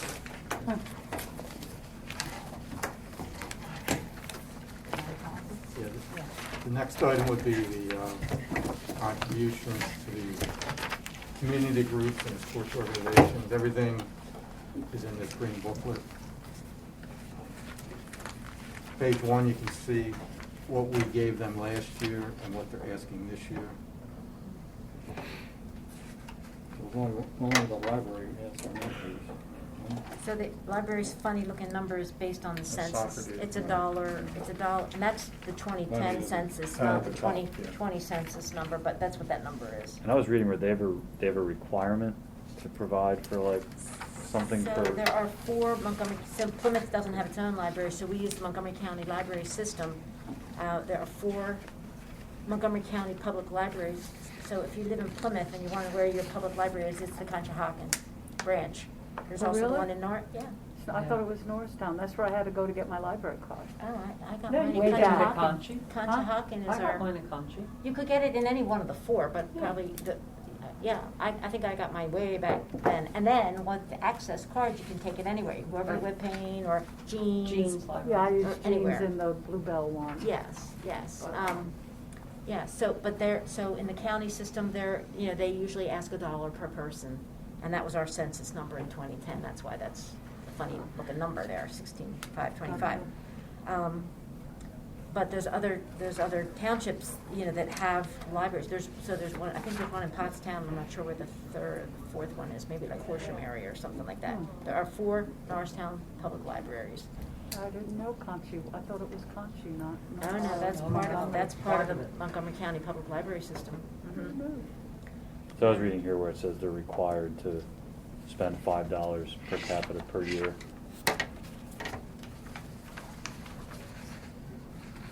I guess I'm saying if our population $5 goes, per yeah, per so if our population goes up, what they're required to spend goes up. Right, it's based on per person. So it would make sense for them to be. Required to not spend. Yeah, I don't know. How can they spend that? I guess does the county give them the rest of the money? I'm not sure. But I guess it makes their request logical. Logical. Yeah. Yeah. They do come to here, and they go to place one, I think on Tuesdays, and they'll. Oh, yeah, they come here Tuesdays. Yeah, and they'll bring books to you if you ask them, so you don't have to go to Norristown to get them, which is a nice service. Well, you can go to any library, any branch. Yeah, and you get can. them. Up at Blue Valley branch. Yeah, Yeah, you yeah, can pick you up can, a with few access. things. Yeah, once you have the card, you can go anywhere. And then you have the Libby system too, Mhm. The what system? the Libby system. So Chris, you're saying give the library what they ask, everybody else is asking for the same. Yeah, I guess just because they're required based on population to Based on- provide. That's what they ask for, kind of, I guess, some fairness or whatever, it's recommended that, I don't know if everybody else, every other township or municipality gives them that, but that's what that's based upon. They ask $1 per person. It's only $3,000. Is that gonna go up every year if that's based on the census? 10 then? years. That's, Okay. I'm telling you, that's the 2010 census. Our 2020, it is, they probably don't know that yet. Oh, But our yeah. 2020 census is 18,256 people. Hmm. So we went up a lot Wow, in 10 yeah. years. Wow. We're at 18,250 now, 256, I think. So,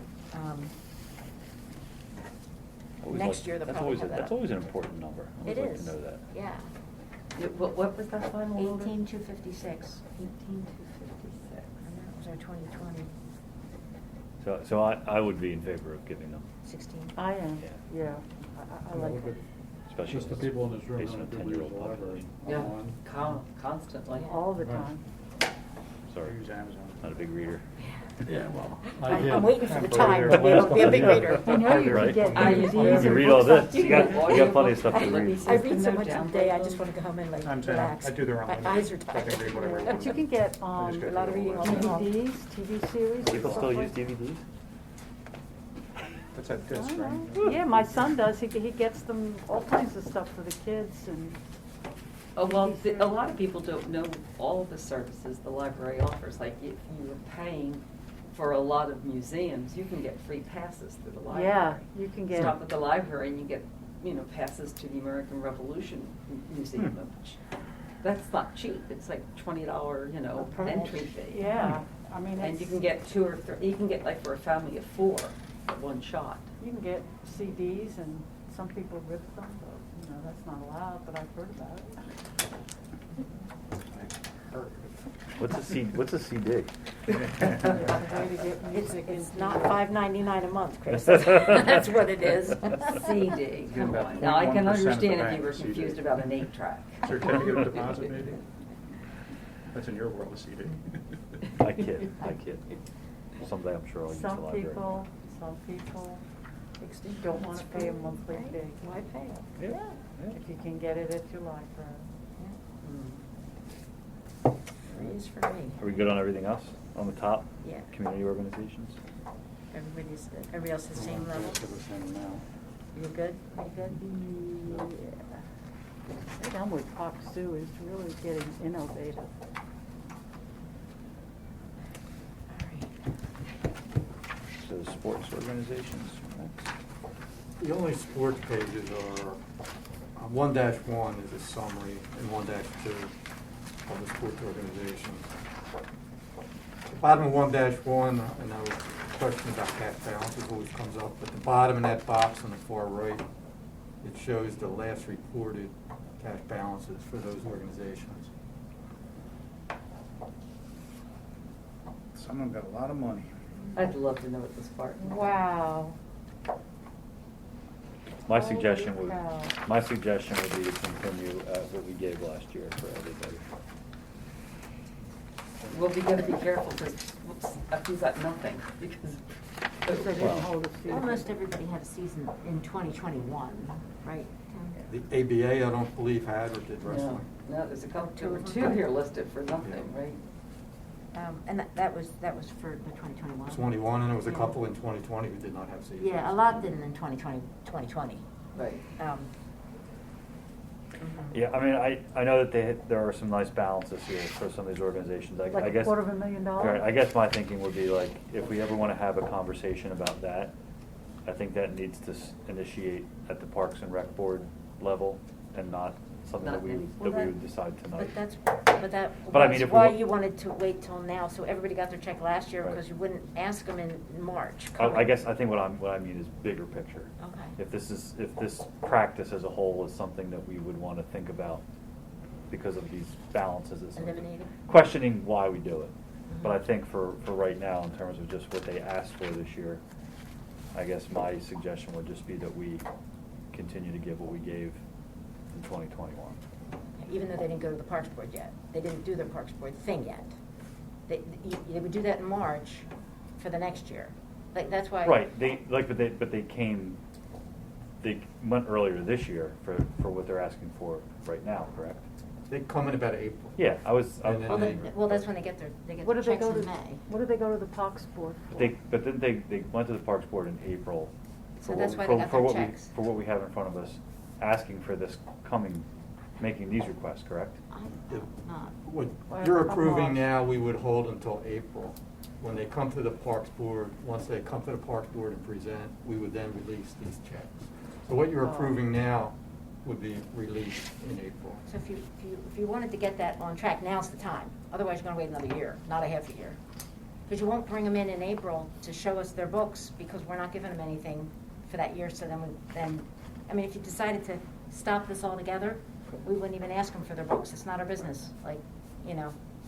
Yeah, Now's the time to stop if you So- want to so I'm stop. not yet, like, If you I'm- don't want to stop, then now. I don't want to stop. Okay, Like then I- that's I different. don't want to increase, but I Yeah. don't want to stop. Yeah, we shouldn't Yeah. stop it. Keep but- it at. I just want to make sure everybody's on that. I mean, again, just having been a coach in these organizations, and again, not some of the ones with the huge balances, but like every little bit helps for the small amount that these kids pay, these families pay compared to what I see out there in other places and what people are paying for non-community organizations. And the more we can do, I think, to keep the community organizations strong, and for a total of $22,000 for all of them, I think that's reasonable. It's important for the township, but can we make it a request like this, like we're not going to award any money next year unless we know what your cash balance is? Well, that's pretty much why you ask in April what the balance sheets are looking like. You know, that's why you ask. And Because somebody like, give it to you. just wondering why three of them are no record, Well, or not reported. they're asked to report it. They submit the balance sheet with nothing for cash, not showing it. And I think the ones that aren't showing it, I don't think have a whole lot of money. Mount Carmel, I don't believe has a whole lot of money. Well, you look at Greater Norristown Wrestling, it's not recorded, but their numbers before that. Their numbers are low, yeah. And I don't think the Spartans has a whole lot of money They don't from have what I any know. either? I don't think so, not. Okay. And Mount Carmel just probably has couple hundred in the bank, I'm pretty sure of that. Right. You know anything about Greater Norristown Wrestling, or? I don't, I mean, we could insist they're next asking year for that they quite a present bit those more. balance sheets and not hand them in blank. Basically, like, present it to the park with a blank, in some of the information. If you just give it. Yeah, Greater Norristown Wrestling is asking for double, right? Yeah, More than I don't that. think we should. More than double. I don't know Yeah. I don't know that this would be the year to increase, just Nope. based on everything else that we have. But- Colonial Soccer's also asking for an increase. Well, and so is, ABA. Junior ABA, and those are the ones with, you know, like $250,000 balances, and they Yeah. want more money. But so I think sticking with 2021. Yeah, yeah, we Makes should, sense. we should give it, but stick with no increase. I just don't know why wrestling needs so much more money. I kind of feel bad for them. It's only 22 kids. Yeah, they also have the lowest 22%. percentage of township They're not even our residents. kids. Right. Oh, they're not our kids, yeah. I forgot about that. And really, it's soccer, wrestling, and the ABA that are the all below 50% limit participation.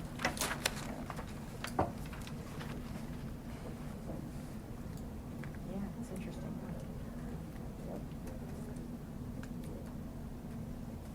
Look, ice hockey's popular here, and Little League, always. Well, Little League has boundaries, that's why most, it's high That's percentage. true, that's Right here in true. Plymouth. And Mount Carmel is really. They have boundaries. Yeah, they have boundaries, but beyond Plymouth. So we're good with Same as 2021. same as 2021? I am, I yeah, am. I am. Okay, let's see, it all done.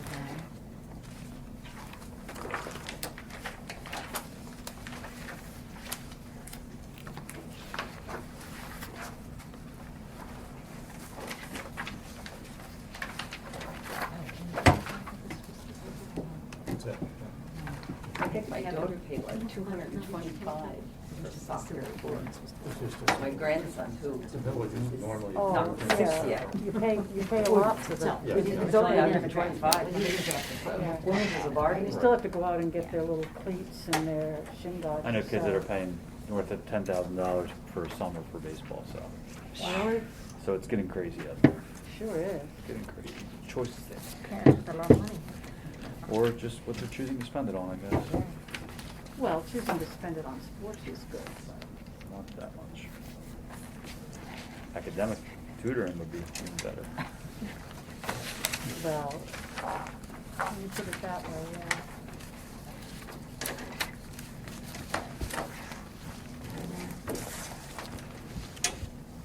Guess the next item would be the millage, and that's just for informational purposes. Wait,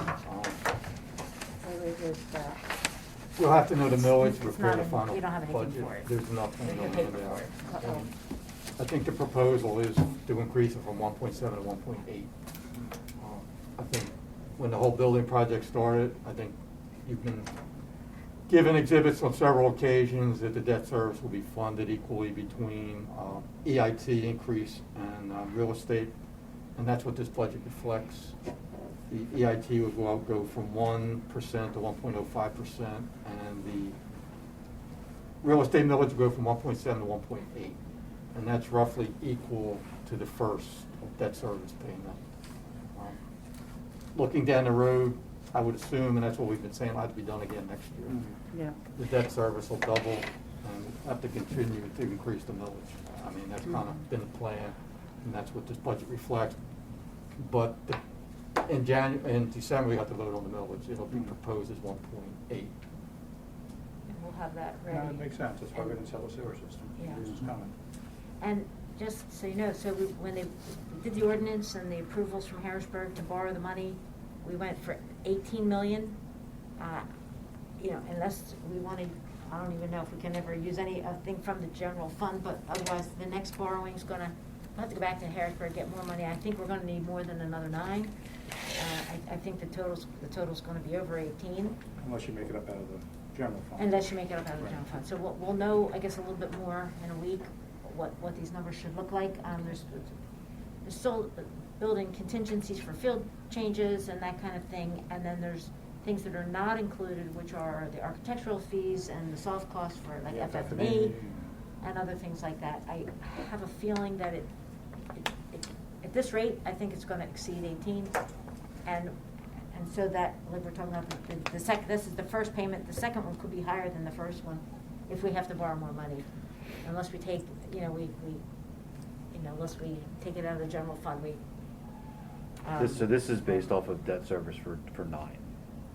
Yeah, the first debt, the first It debt, was the split- it was $400 to split in half. $500,000 payment. Yeah, We that'll don't know what cover the the rates first. will be when we borrow again either. We have to what? We don't know what the borrowing rates will Correct. be in another year. Oh, it won't be in another year, it'll be in a couple of months.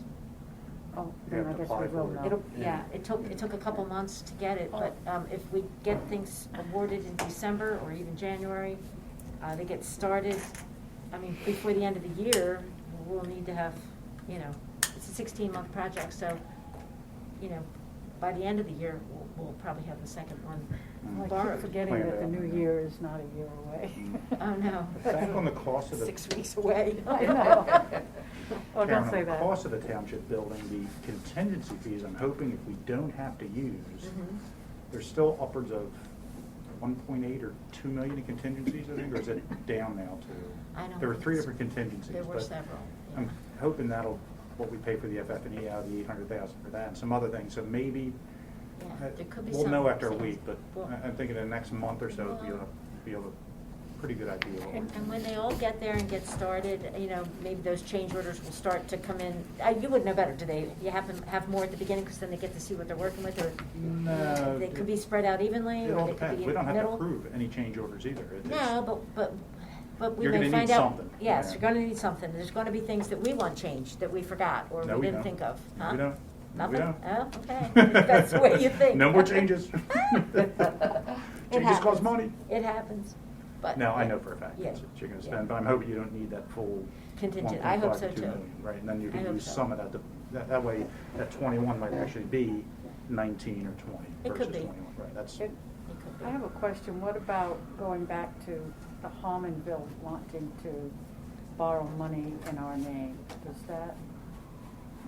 Yeah. I mean, we've done it before. Is We that have done it something before. that we have to? Not the when we've been around, but it happened in the early 90s.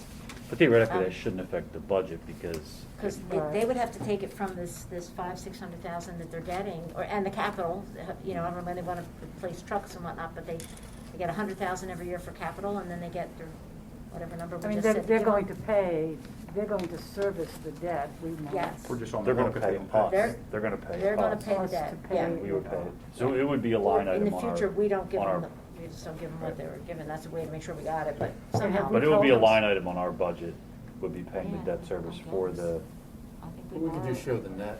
I mean, the way it worked before, we got a debt service schedule, then they broke it out between us and the fire company.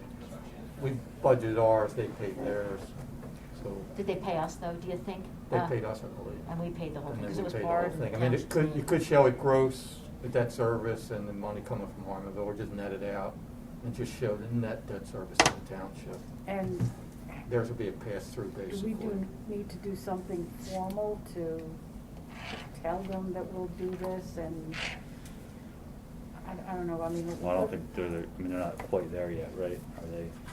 No, they're not quite ready to borrow the money, but they did talk about their 100-year, I don't know that they'll be ready, but I don't know how far along they've even picked an architect yet, but their 100 years is in 2024. Remember when we went to the meeting, they said we'd like to have this, like, ribbon cutting or something open by 2024. I don't know if they're on track for that. And then, did you hear?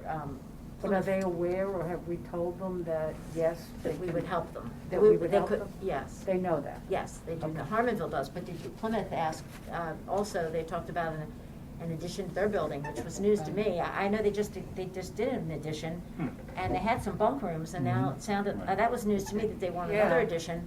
They're pretty far along, too. For more, and I mean, I would imagine if they know that Harmonville's getting help, that they'll ask, and But you'll they just haven't have to- asked yet. No, that was the first I heard of it. I a know, couple I weeks was kind ago. of surprised, I because was they. very surprised. They just did an expansion, and including bunk rooms and the bigger hall And and did that whole, the office, the radio system room. to take They out did. the diesel fuels and stuff, Yeah. that new exhaust Well, they system to built a new office make it safe. too. Yeah, I was shocked to hear that they want to do a building addition. Yeah. But but depending on what it costs, I would imagine they may ask for help, or maybe they won't. I don't know. Yeah. I was just checking that Harmonville was aware that if they go forward, we would do what they asked. Yes. Okay. Yeah, that was a discussion at a council meeting a couple months back. And yes, they've been told that we would help borrow the money in the township's name for them to pay back. Yeah, yeah. All right. Is that anything for that then? Anything else? So it's just for the millage. Okay. We do have a short executive session. I don't know if there's anything else or any other questions. Well, I guess. Do you want to go through this? Well, Yeah. I don't know if you want to do that. Yeah, no, this should be, this is open agenda.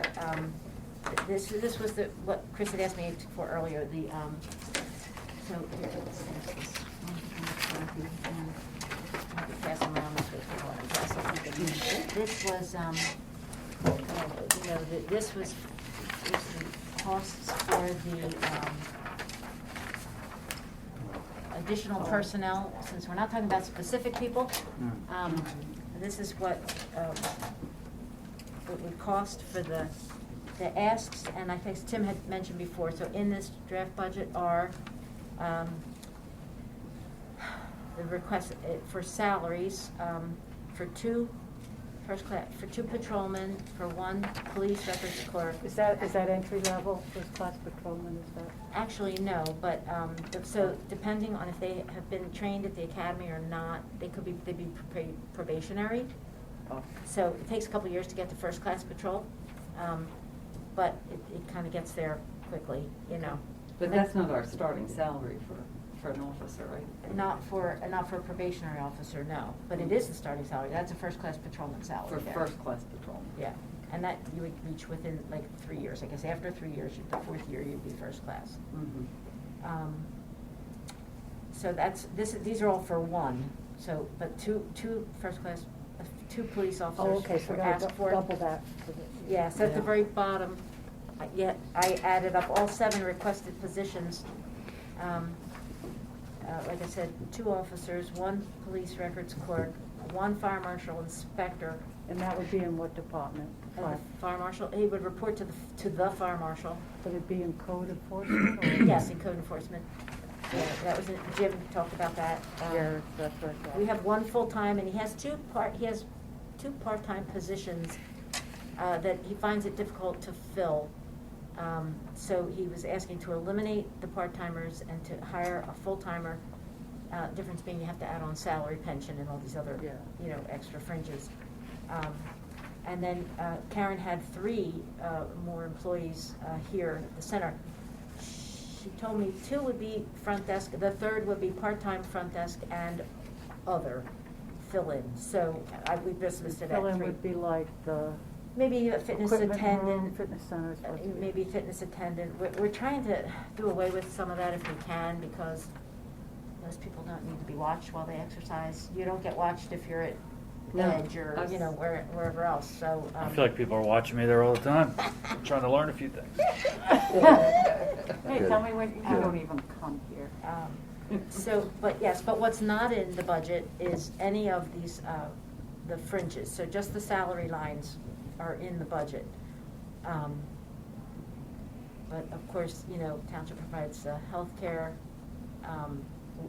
pension, social security match, post-retirement health for officers, holiday trades for officers, LTD and life insurance, workers' comp insurance. And we still have to pay it. Oh, yeah. And actually, yeah. And then, actually, all these people would get some degree of uniforms, too. Of course, officers, it's much more expensive to outfit an officer than a records clerk or a fire marshal inspector, but they wear the same kind of uniforms. It wouldn't be as much. So I'm sorry, I think you just said, so the salary increases on here are already reflected in Just the sal- draft, in the draft, Yeah, just the there's salary. seven new employees' salaries, but no fringes, no match, nothing other than salaries in here. And remember, this is only So that balanced would be, with the American Recovery For this, monies. right. the Yeah. budget includes the 3 requested by police and the 3 requested by community center? It does. Yeah, that is in there, okay. Just their salaries, not Oh, all. just, not all the others? Not all this money, just the Gotcha. salaries are in here. Okay. And this is only balanced this year because of the $1 million American Recovery money that we won't get next year. So next year, you have to assume, Be a if $2 all million things, deficit. yes, all things being equal, yeah, this will be $1 million short next year to start with. And And then then, $1 And then then you- another $1 million for this. And then you add this, yeah. Some of the fringes don't kick in till year 2. Anybody hired in 2020, the fringes will be. But you'd be paying their health care, workers' Yep. comp, The healthcare life would- insurance Social stuff. Security. That could be a partial year, I'm not sure, depending on when they're hired. But eventually, this is what you get to, the full cost of an employee in year 2 or 3. This is what it would be.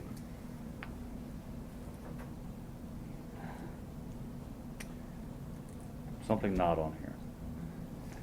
And I have so many notes, but I was looking at my notes from sanitation, and I wrote something down about considering the need for additional part-time. All right, well, I'm getting lobbied pretty hard Oh, Chris. about two part-time for the summer. Don't do it. In my opinion, don't do it. Because, Why? why do you say don't do it? Because for the We've last, done it in the past, right? but not the past couple of years. Okay. Not the past couple of years. Didn't do it in 2020, didn't do it in 2021. Because, Because. Because we don't have the money for it, to be But- honest. oh. But, I mean, not that those part-time kids make a lot of money. But guess what? They did the work They did the without. work, They did the yeah. work, and they all got their vacations in. Was there any overtime incurred because of that or not? Probably very little. Mike Frank doesn't, no, probably very little. For trash, because I'll tell you what, many years ago, there were 2 for highway, 2 for trash, and 2 for parks. That was 6. And for how many years have they not had them, Tim? A couple of years now? Several, 2, 3, Yeah, 3, maybe? I Was that guess because some- of COVID or just because No, budget? Just 'cause of the probably budget? before that. I guess some of the things that I'm They hearing. used to get extra for leaf raking, Right. you know, like, there used to be, but now they have the machine where one guy can, you know, we spend like hundreds of thousands for the machine. So you got one guy, he's doing a joystick and he's sweeping all the leaves and he's driving the vehicle at the same time. It's one man, it used to be 3, 1 to rake, 1 to vacuum, and 1 to drive. I guess what I'm So- hearing is that with a lot more people being home, working from home, obviously one new big development that there has been an increase in workload over the last year, essentially. You know, since the last time they had extra people.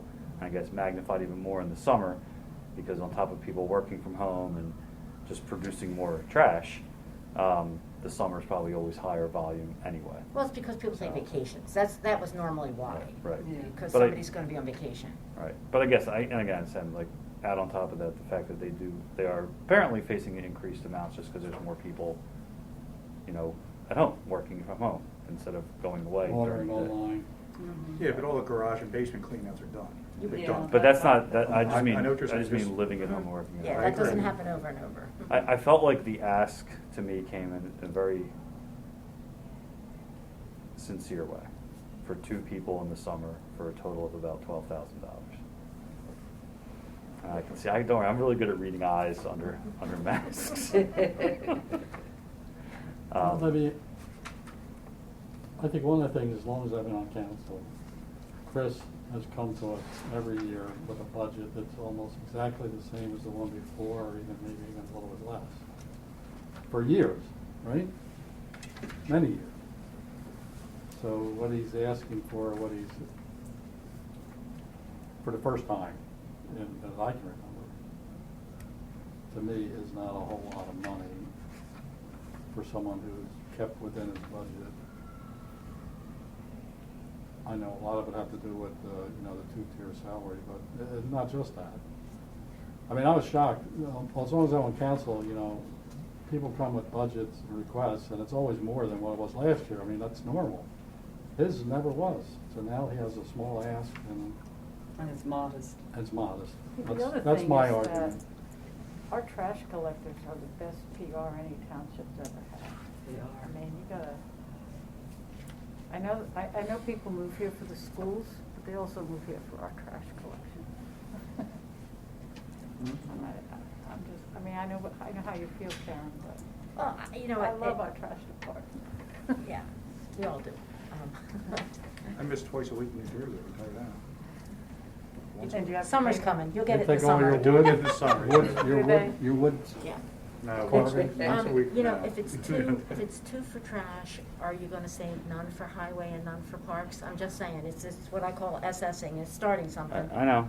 And when you start, but if, But we can say that, yes. you good for you trash. I mean, you I can can say it. you can do whatever you want to do, yeah. Is that all those part-time make, $6,000 a piece? Depends on what you're paying, you may, I'll tell you what. well, they only work a After, couple months. but after, they Yeah. do, maybe Yeah. 10, 12 weeks, they have to be 18. Sometimes the kids work out, sometimes they don't. it is a good way to find your next full-time person, because you know if they fit in Their well, work and if ethic, they yeah. come to work every day on time and all that. It's a good way to test people and train them and everything. It is good for that. I bet right now, you know how we can't get lifeguards, we can't get. At $12 an hour. Yeah, we're not gonna be paying them what we used to pay them, because probably, at those rates, they can sit home. Mhm. And I don't know how much we're gonna have to pay. I don't know what he was thinking to pay him, but I bet it's more than he used to. Because, Well, we'll have We to. just they'll have to. started, Amazon's paying $19 an hour to Target's to paying drive. 19 too. They Yeah. just started. I mean, Target? Plus benefits, yeah, it's hard to find workers, but if you could find them, and I don't know what he was asking for, did he say, like what? He said what, 6,000, what'd you say? About How 6 about- apiece, 6 each? I think is what seems to be. I heard this, Trying to figure there's out no that. shortage of workers, there's a shortage of employers willing to pay a living wage. I mean, look, if it's six apiece, For a kid. and he's got to, they have to First time pay I them know more, one. maybe they First time just I can remember him. pay them, maybe they Shorter do weeks a or- shorter Schedule. schedule, First right, time. or a month less or something, but still get. And that's Again, fine. I don't like to even ask for things that aren't Yeah, presented that's what you and should be paid. it's not already written in the budget, but I just felt that it was sincere, and I think Wasn't it in the there's a budget? merit-based, and I don't know why it wasn't originally in there, other than maybe just an honest hesitancy to ask this year, but I think, Probably because it wasn't in last year or the year before, but maybe, I'm or sure- this year or last year. Right. Probably a couple years now. So I don't know, I don't think it would have been put out there if it wasn't something that they really wanted or Didn't really felt like they need, needed. yeah. Well, based upon what Marty said, I mean, the fact that they haven't asked for an increase for a number of years. But that's pretty much because of the two-tiered system. Everybody's getting their increases. Right. Costs Yeah. are going No, up. I'll give But that, the but Yeah. I think two-tier it's more cost than that. is the reason. I think it's more than that. Yeah. I mean, if I was a department head, every year I'd ask for an increase. Right? Right. Figure, I'll ask for 10%, maybe I'll get 5, this is No worse off this is my anymore. union bargaining factor. The fact that he didn't, to me, is incredible. A couple of years I wanted to say, why don't you ask for an increase, because we'll give it to you. Oh, you're a great negotiator there, Marty. We know you're on management side now, right? Right, I know. We're Not talking much longer. about $12,000, and there's much bigger numbers I think we should be spending a little bit more time talking about. Mhm. Do you want to go for the 2 part-timers at 6,000 each, depending on, he can adjust the weeks Yeah, we to said the match numbers, the money? the number's kinda? the number's the number, and they can figure out however Okay. they want to, whatever they need to do to make that work. Okay, would be my so suggestion. 12,000, 2 at 6, or it's 10 weeks, or 12 Right. weeks, or 8 Yeah, weeks, whatever whatever, it is. depending on what you have to pay them. Yeah. Depending But on only what if, you but get. only if they're okay with it. Yeah, and that's. I'm okay. I don't want to strong arm Three. anybody. I'm okay with Seems that. Listen to the nice reaction, you really came to life with it. Sorry. I will get animated, sorry. Don't do it. That's okay. You always need another voice in the room. I just, it's okay. Okay. It's all good. Okay, so that's I'll just keep my mouth shut. one thing. No. That's all right. Can I just ask about I guess just again, a little more clarification on this additional fire marshal inspector? Yep. And how necessary we feel like that is, or what the justification is. It's kind of the one thing on here that I think is the most abstract to me that I don't fully understand. You have any- Jim presented, and I think he made his case. I don't have anything in addition to what he said. I know he's not having much success at all with the part-timers. He feels like he needs a dependable full-timer. Well, I think that's what I was asking. It's going from 2 part-time to 1 full-time. Right, which is the same And number of part-timers don't get any of hours. those benefits. Part-timers don't get any of the benefits. Although and they get workers' don't- comp, don't they? Of course, yeah. Yeah. And the annual salary, I don't think the dollars were dollars for dollars either, but So he'd be given some money back, but not, No, So- he'd be spending more. Mostly, he's not getting rid of the part-timers. Oh, he will get rid of the part-time. Yeah. He'll So give whatever up they the were being part-time paid positions. is what he'd be giving back. most of the I'm saying increase in cost to us is gonna be on the benefits. The salary is close to, For those two. What was the That's what I was salary? asking. What He's was his giving, part-time Salary's a salary wash. last year? his giving back is the salary. He had paid part-timers 37,000 in Actual. actual in '21. Okay, so you're So it's going not from. quite the same, it's almost 20 grand higher. for- Yes. Yes, Annual it's plus healthcare. $18,000 more in salary to take a full-timer on, So it's another 60, 70. and then all the bennies to go with it. So I know one, actually maybe both of the part-time fire inspectors that we have are full-time Norristown firemen.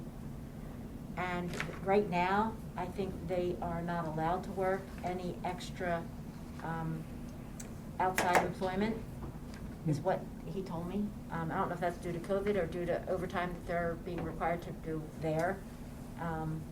But that's why, so it's just Andrew is by himself right now. so we have currently one We have- full-time, One fire inspector and one fire marshal. right? Yes. Does the Department fire of marshal two. also do inspections? He does, He right? can, he's certainly certified, I'm sure he does, when he can. Mhm. Yes. Years ago, the part-time thing came up when we had like, remember back, I guess in 2008, 7, 8, 9, recession times, and they were like, you know what, we're just not having any more full-time people, can't afford all the benefits that go with them. So, you could have 2 part-time people to equal 1 full, but you can't have a full-time. And that's how those part-time positions got created. And for a lot of years, they had people that had a full-time job and they had some daytime hours, so come and do a part-time job that way. I guess they're just finding it hard to fill the hours that way right now and asking for that.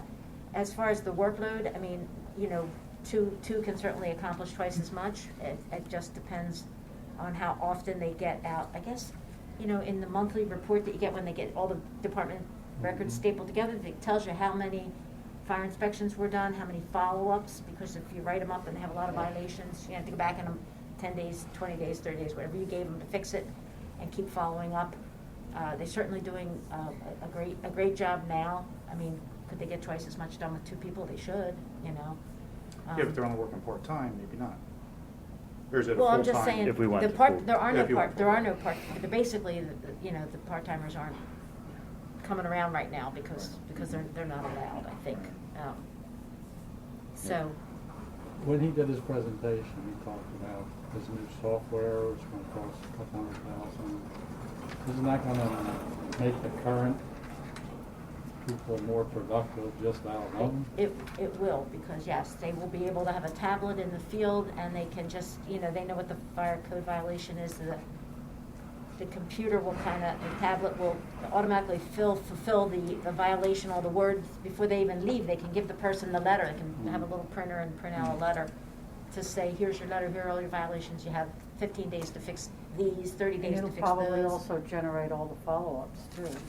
Well, they tell you when you have to go back out, probably keep a calendar for you or something like that. They keep, So does that negate the need for A a person. full-time employee Yeah. position? I guess we don't know that till they start using it. Right. yeah, they have to, and, But I mean, he spent a lot of time talking about that talking tracer. about how much more efficient it would be. You might want to give that a shot first before. That's what I'm Yeah, saying. maybe That's my- wait a year and see if That's my- the that's my efficiency point. is just. Increased that much. Yeah. And that was what, 200 grand, right? For, Is that It was what a lot of tracer money. costs? 74,000 Oh. budget for I'm thinking of software. something else. The total cost would be 109,000. So that's my point is. So 75 they- plus 109, Yeah. Yeah, try Maybe that we first. give it this year Yeah. to see how much the productivity increases and then And next then look year. at it in 2022. Right, if that's not working, then we can revisit it.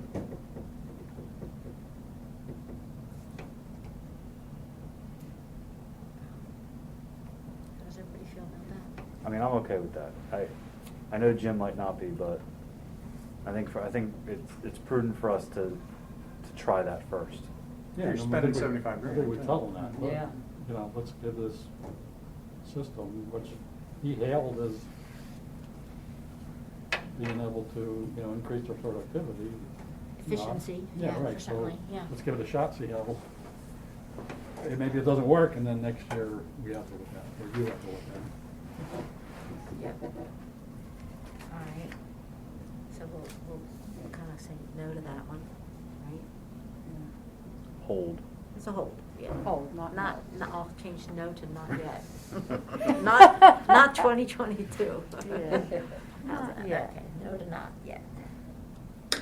That's in the budget at the salary, should I take that out? I mean, Yeah, yeah, Yeah. it's not gonna go for it, yeah. okay. Can we talk about the police? That's why the How chief's much- here. How much was the salary? 55. 55. Can I speak? Can I start? Yes, please. You are the chair. Thanks for reminding me. Ugh. I guess I would want to start by saying that I'm in support of adding the 2 new officers, and I believe that what John presented to us is a calculated need. I think he could have asked us for 10 if he wanted to, but it wouldn't have had a analysis behind it, and I thought the data made sense, and I think that he wouldn't ask for it unless he needed it. With that, I guess my follow-up would be how essential would the civilian position be for this year compared to how essential the officer position is for this coming year? Could you wait a year for that, or do you feel like it wouldn't make sense to do it unless you did all 3? To be honest, it's not, if I had to prioritize, it's not as essential, but some of the things that I showed there with the new initiatives that are coming, everything is generating a lot more paperwork. And part of my reasoning for the records clerk is to take some of the workload off of the officers, so I don't need quite as many. So, for instance, in our detective unit, I haven't increased the number of detectives, and I really don't want to. Usually the way to do that is you start scaling back what they investigate. But I really don't want to have to scale back what they investigate. It's where you start saying, okay, that theft wasn't high enough number, so we're not going to deal with it. But by taking some of the workload off of them for case preps and things like that, I hate that it's essentially like a secretary, or a legal secretary really, because there's a lot of work to be done. It allows me to do with fewer officers. And quite honestly, with the new technology and the way things are going now, everything's computerized, everything necessitates reports and paperwork. It's just bottling up, and it just slows the officers down, because what happens is they're just in the station, or even when I have them in their cars, because we have computerized the systems in the cars, they're parked somewhere doing paperwork. And I think it's a shame, because we're not utilizing them. I was hoping to use somebody at half the cost with less cost and benefits to take away some of the workloads. I don't need as many officers. And quite honestly, our civilian crew is pretty much of a skeleton crew. I have a record supervisor who supervises no one. There's an evidence custodian, but she does a separate job. So she's doing everything. So, of course, I'm grateful for anything I can get, but in all honesty, I think all 3 are essential for what we're trying to do, and it actually takes the impetus off of the officers and allows me to do more with fewer. Would it be a fair statement to say that asking for the records clerk enables you to only ask for 2 officers? As It What opposed I to was hearing. And I think in discussions in the past with Karen, we've talked about, we don't want officers doing, you pay a lot for a police officer, and you train them a lot, and you give them a lot of equipment. You want them doing what they're trained to do. And I hate to have them doing something that I can have done by somebody with a different skill set that doesn't cost as much. So yes, having that person helps me not to have as many police officers. It's half the salary. Yeah. Yeah, I know that for me, the presentation that you did for Chris and me, and we've shared your booklets with all the other council members, that opened up my eyes. There were a lot of things that I was just not aware that you guys go through. I mean, I always knew it was not an easy job, but just the stuff about the hotels and the stuff that goes on in our township. I mean, I think of our township as our residents, you know, who live in the valley and in all these places, but it's not. It's all these other transients and hotels and restaurants and crazy people, and they're not all living here. And so it was a real eye-opener. And I appreciate all the work you put into it, because it convinced me. It really convinced me. I don't think if you just come in and asked for 2 people, I would have been as quick to say, yeah, guy, you really need those 2 officers on the streets. So I appreciate all the work you put into it, and I know that you didn't just ask lightly. And you haven't asked in the past, so you really looked at what you had when you became chief, and, you know, I was convinced, so thank you for that. John, could you just also clarify why asking for 2 first-class patrolmen as opposed to 2 probationary officers, and what No, they started probation. John Oh, asked so- for the Yeah, probationary. they have- I'm showing you the analysis of what they would get. This is what it's gonna cost. That's what Yeah. it costs in the Eventually long we'll, term. Gotcha. Yeah. Thank you. Within a couple of years. it's No, gonna be- Everett starts probationary 1 or 2, depending on if they've been to the academy or not. And so you want to increase the head count by 2, and when the next officer retires, replace him 2. So keep it at 2 plus, like 48 officers, in other words, because we're 46 now. So that's my only question. Because we know one is leaving next year in the drop, retiring. At the end of next. October of 2022. So we wouldn't hire for that position until that new leaves. person wouldn't start until he left. is what Well, you're- I'm just asking, so. I know normally we don't always do it When he leaves, that it would way. go down to 47, I'm just asking, you want to keep it at 48? Well, I think always. what you showed us, you Yeah. need Yeah, 48, correct, Chief? And what I would suggest, my suggestion is, because I've already looked into the academy classes when they start, and I also saw something just recently put out by one of the smaller departments about consortiums, trying to get more departments in consortiums, which we don't want to be involved in, but they're going to be giving a test in February. What I'd like to do is advertise and recruit, and I'd like to give my test before them, because they've traditionally, a lot of these departments, gotten 15 to 35 people, where we're getting 400, 500, and 600 people, for a lot of reasons, but a lot is because what we target. And what I'd like to do is keep in line with when the academies start, and I would ask to get all 3 of those officers at once, including the replacement, even if it would be a few months before the other officer leaves, so I can get my top picks. A lot of times you wait, for instance, this consortium test would be right on our heel, and they're going to start taking people these people take a lot of different tests. So when I go to that 3rd person that I'm going to try and hire, I might be getting my 10th or 11th pick as opposed to the top 3 people. So it would overlap for a few months, but I think it's well worth it when you look at, you have that person for 25 years and the caliber of person you get. So that would be my suggestion, to get it moving and to hire before they finish their testing and to take the top 3 people that we can get. I know it costs a little bit more. I know I've been asking an awful lot lately, but I try to look at the big picture, and I think we're better off as a township if we just get good, solid people. And that doesn't always mean the top 3. I'm also looking for diversity, so sometimes, and so is That was everybody gonna else. be my question, so say some more about that. Yeah, well, I mean, the thing is, so are other people. So the way the civil service rules are, I don't have to take number 1. I can take one of the top 3. Well, if I have 3 people I can take, now all of a sudden, that gives me even a bigger berth of who to choose from. So if I can find ways, because it's not easy to diversify a police department. There's not many females, and there's even fewer minorities. But I don't want to just take anybody. I'm not going to take somebody just because they're a female or minority. I want Right. good people. But just because somebody scored 5 points higher in a test, doesn't mean they're a better person or going to be a better police officer than somebody that's 4, 5, or 6.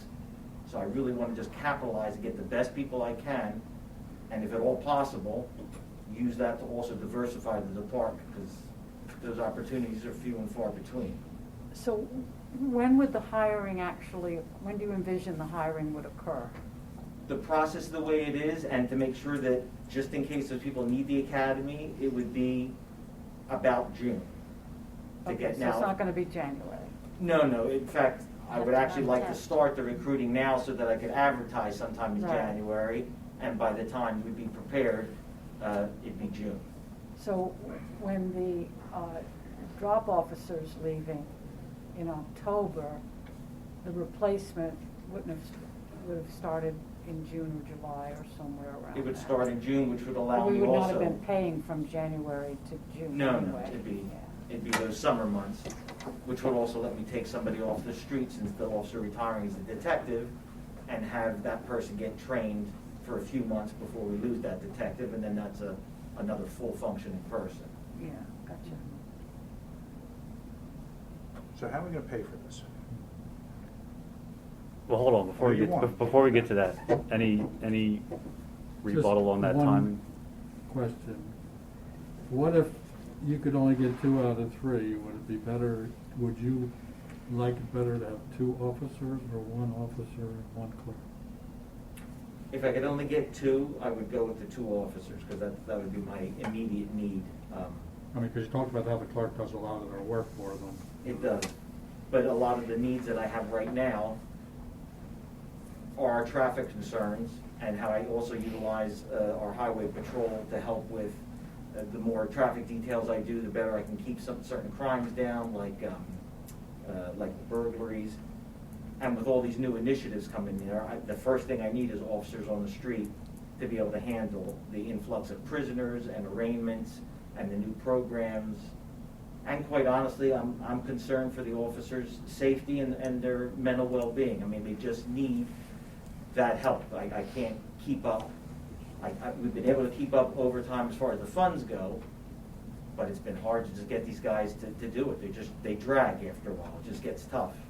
And we're getting into the holiday months now where I really need them, because I need that deterrent out there with the people back out and they're shopping for Christmas. Crime's going to be on the uptick. I mean, just it naturally is over the holidays.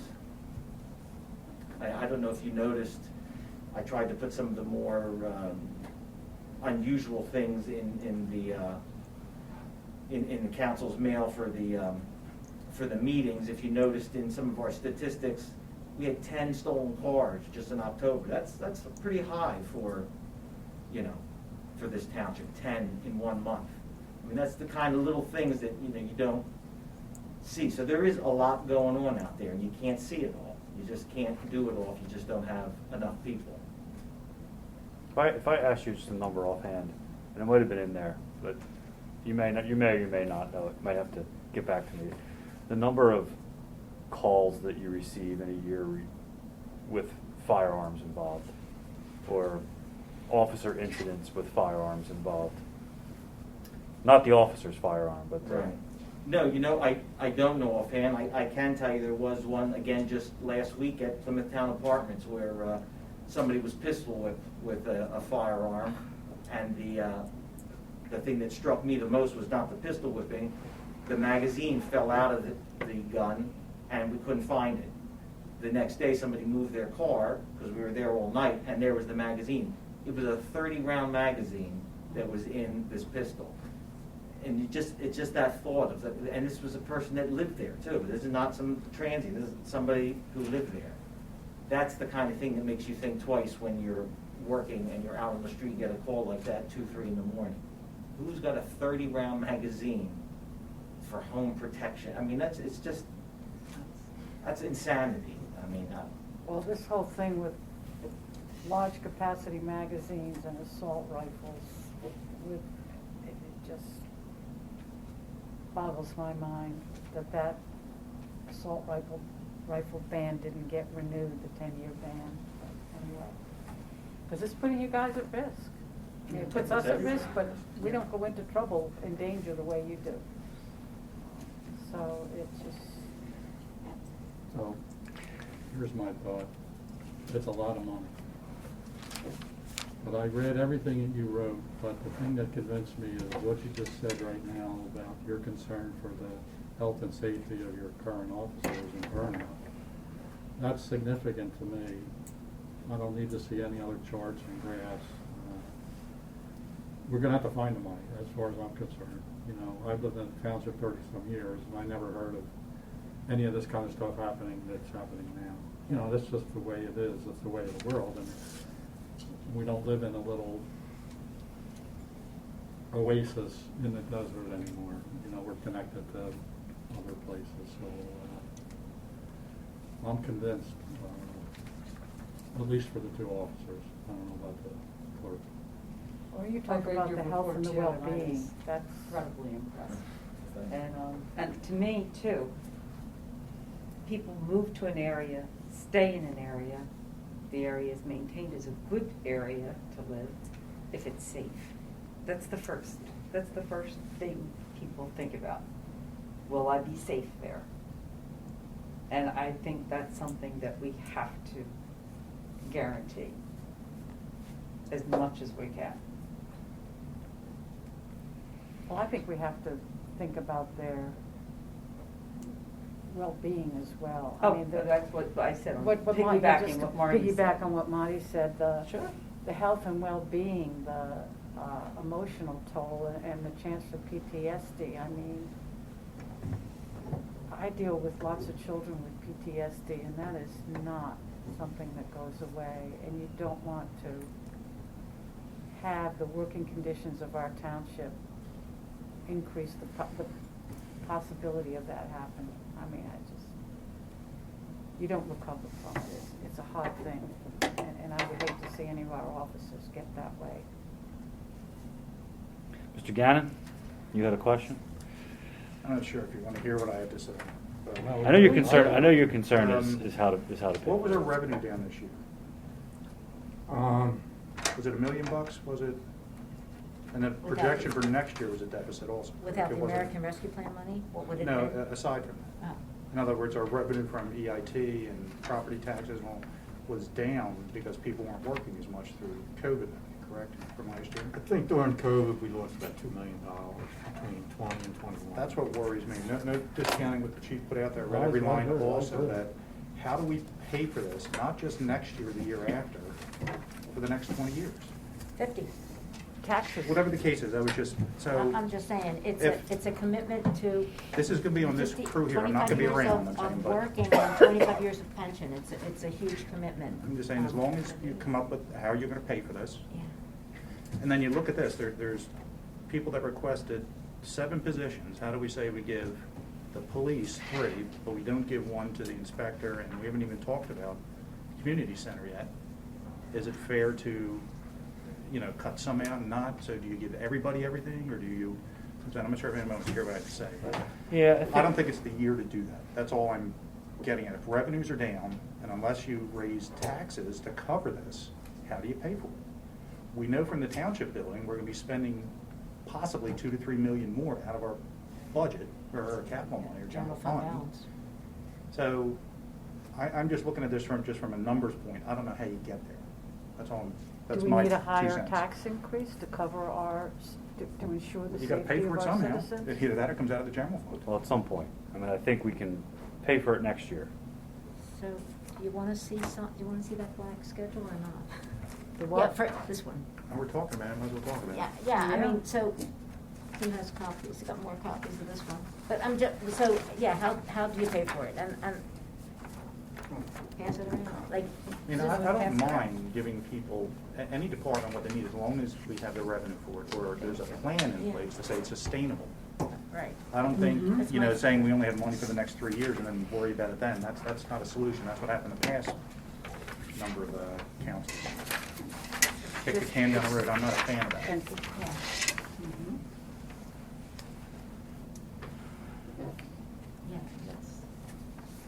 I thought when we first started talking about this township building years ago, it was the sewer system, the township building, and it was the general fund. No, it was the capital. We wanted The to capital find fund, a it way wasn't to the general fund? replenish Okay. the capital. That somehow we had to start putting money back into that. If we keep robbing from it, it's not gonna happen. Well, trying to maintain the things that we have, you saw, maintaining this community center over the last 2.5 years was $4.4 million. You know, if you look at the capital plan there, all the to replenish playgrounds and just like everything we have, it takes millions and millions of dollars. Maintain it. The balances are decreasing, and, you know, they won't be increasing. They're Well, just like gonna increase keep going Well, they down. can taxes increase. for the- They They can- can. they You can have to increase. do it one way or the other, Can, either yes, cut services and or we're gonna increase have taxes. two more tax increases for the building, and then, you know, more for other things, but, right, it's just, So we're increasing taxes from what, 1.7 to 1.8? Yes. What Yeah, if we went to probably. 1.85, how much more would that Um, Thinking out loud. If you went to 1.85, that would get you about an extra 85,000. So you need to go to that 1.9. 2%. Well, I'm just saying, just to get the money to come more close to paying for this. my idea is basically you have to keep increasing taxes incrementally. I mean, Yeah, each year small and see what the amounts. next year holds. Business privilege and mercantile taxes are very volatile. They're all over the place. They could come back or not come back. You'll know next April. and you can't raise them. Right. But, I mean, my thinking is, and we got an $8 million cushion, it's not like we're gonna hit zero. Mm. So that gives you a little bit of leeway. But I think you do what you're gonna do, and taxes will have to be increased accordingly. I mean, each year you have a better idea of what the building's gonna cost, did business privilege come back or not come back? And basically, you just gotta increase taxes incrementally. But that 8 Until you million could get be to 5 to million where by the time this township building, and next week we ought to It know. could be. What it's gonna be, yeah. I mean, And there's a 5 million would not possibility be a of that. really good rainy day cushion, because, No. you know, what if, you know, a bridge falls in and we need $10 million or something like that? Like, Well, that's gonna be more up to you guys. yeah, Look, I think that, we'd like to have a good cushion. you know, we want to continue to provide, what the township provides is important. And I think for No 20, disagreement. right, I think for, Yeah. I think for 20-some years, zero increase in tax revenue was not responsible. No, And we it can't was- go back and we can't relitigate the past. And look, some of us on this council were part of that zero increase for a few of those 20 years. A A couple minority. of those 20 years. But, you know, it's still, our job is to keep taxes reasonable, to keep taxes low, but not at zero. It's just not realistic. So I think if we need to do things like, I mean, we have how many new hotels and, you know, increased traffic throughout the township, and there's no way that stuff doesn't require more police service. It just doesn't add up. It has to. So at some point we have to start providing those things. So I think if we, as a council, commit to raising that revenue incrementally, you know, responsibly, not hectically, I think we can cover those costs. I think we have to be careful. We certainly shouldn't just be adding positions left and right, but I think when there's a true need and a measured, data-driven need, I think we need to find ways to do it. So. We don't get room occupancy rates, right? I Correct. mean, we're not allowed to. Correct. Municipalities can't collect from If hotels. we're, What if did we you were, say, Karen? hotel taxes. Hotel taxes, Room tax, and it's been looked at several times by past solicitors, and we're not a resort. We need some kind of resort yeah. designation or destination Atlantic designation. City, I paid in Atlantic City is, Right. yeah. $30 a night.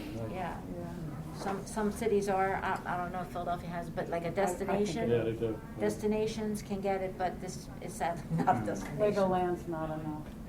Yeah. Although, you know, you could argue that with college athletics and as much as going on at the proving grounds, maybe there's maybe there's some room to, I don't know what the Ask again, I don't know what yeah. the definition of destination is, but, you know, are college towns destination towns? Probably.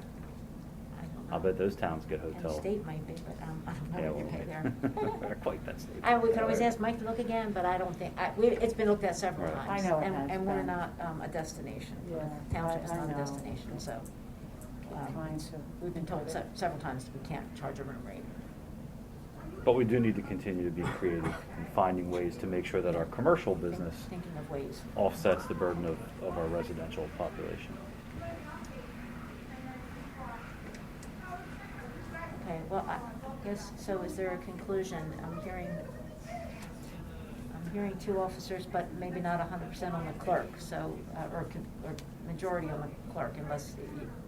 Yeah, I mean, as I started the conversation, I asked the first question. I guess I would say that I'm in favor of all 3, in particular because it sounds as though the clerk position is important to requiring only 2 officers. So to me, it sounds like a package deal that I wouldn't want to split apart at this point.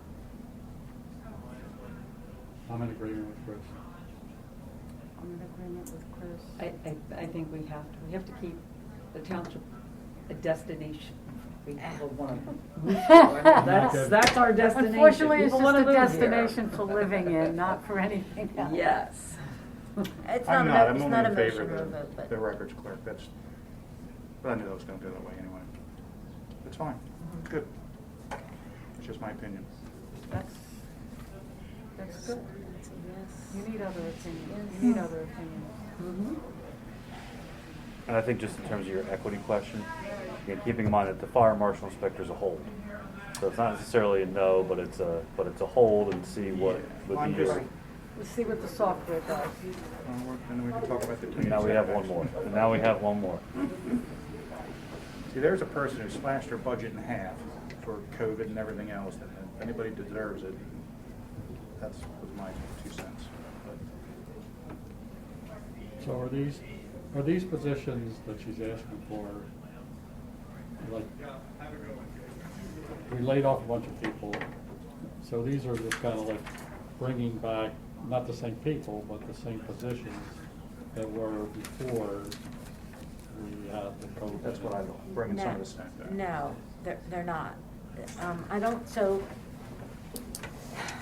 I guess we had a woman named Lauren who was in the pool. She was one of the 12 that came back. And actually brought Rose back, so they were up to 13 back from 20. Wait, how many full-time salaried people were there pre-COVID? 20. They started with 20? They had 20 pre-COVID. Okay. When they opened in July of 2020, we brought back 12. So we're still 8 short. So they were 8 short.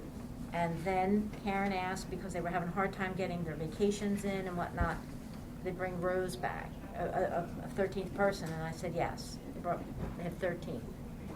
Then Lauren left, so back to 12, but they're going to replace Lauren. So instead of bringing somebody back in the swimming pool, which was where Lauren was, so it's not really the same jobs, they asked the people who had been laid off, did they want to come back, because now they had an opening. And they did bring Sarah back. Sarah said yes.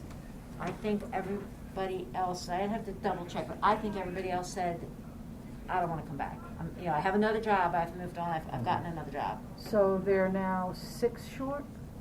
They are right now 7 short. They have 13 out of 20.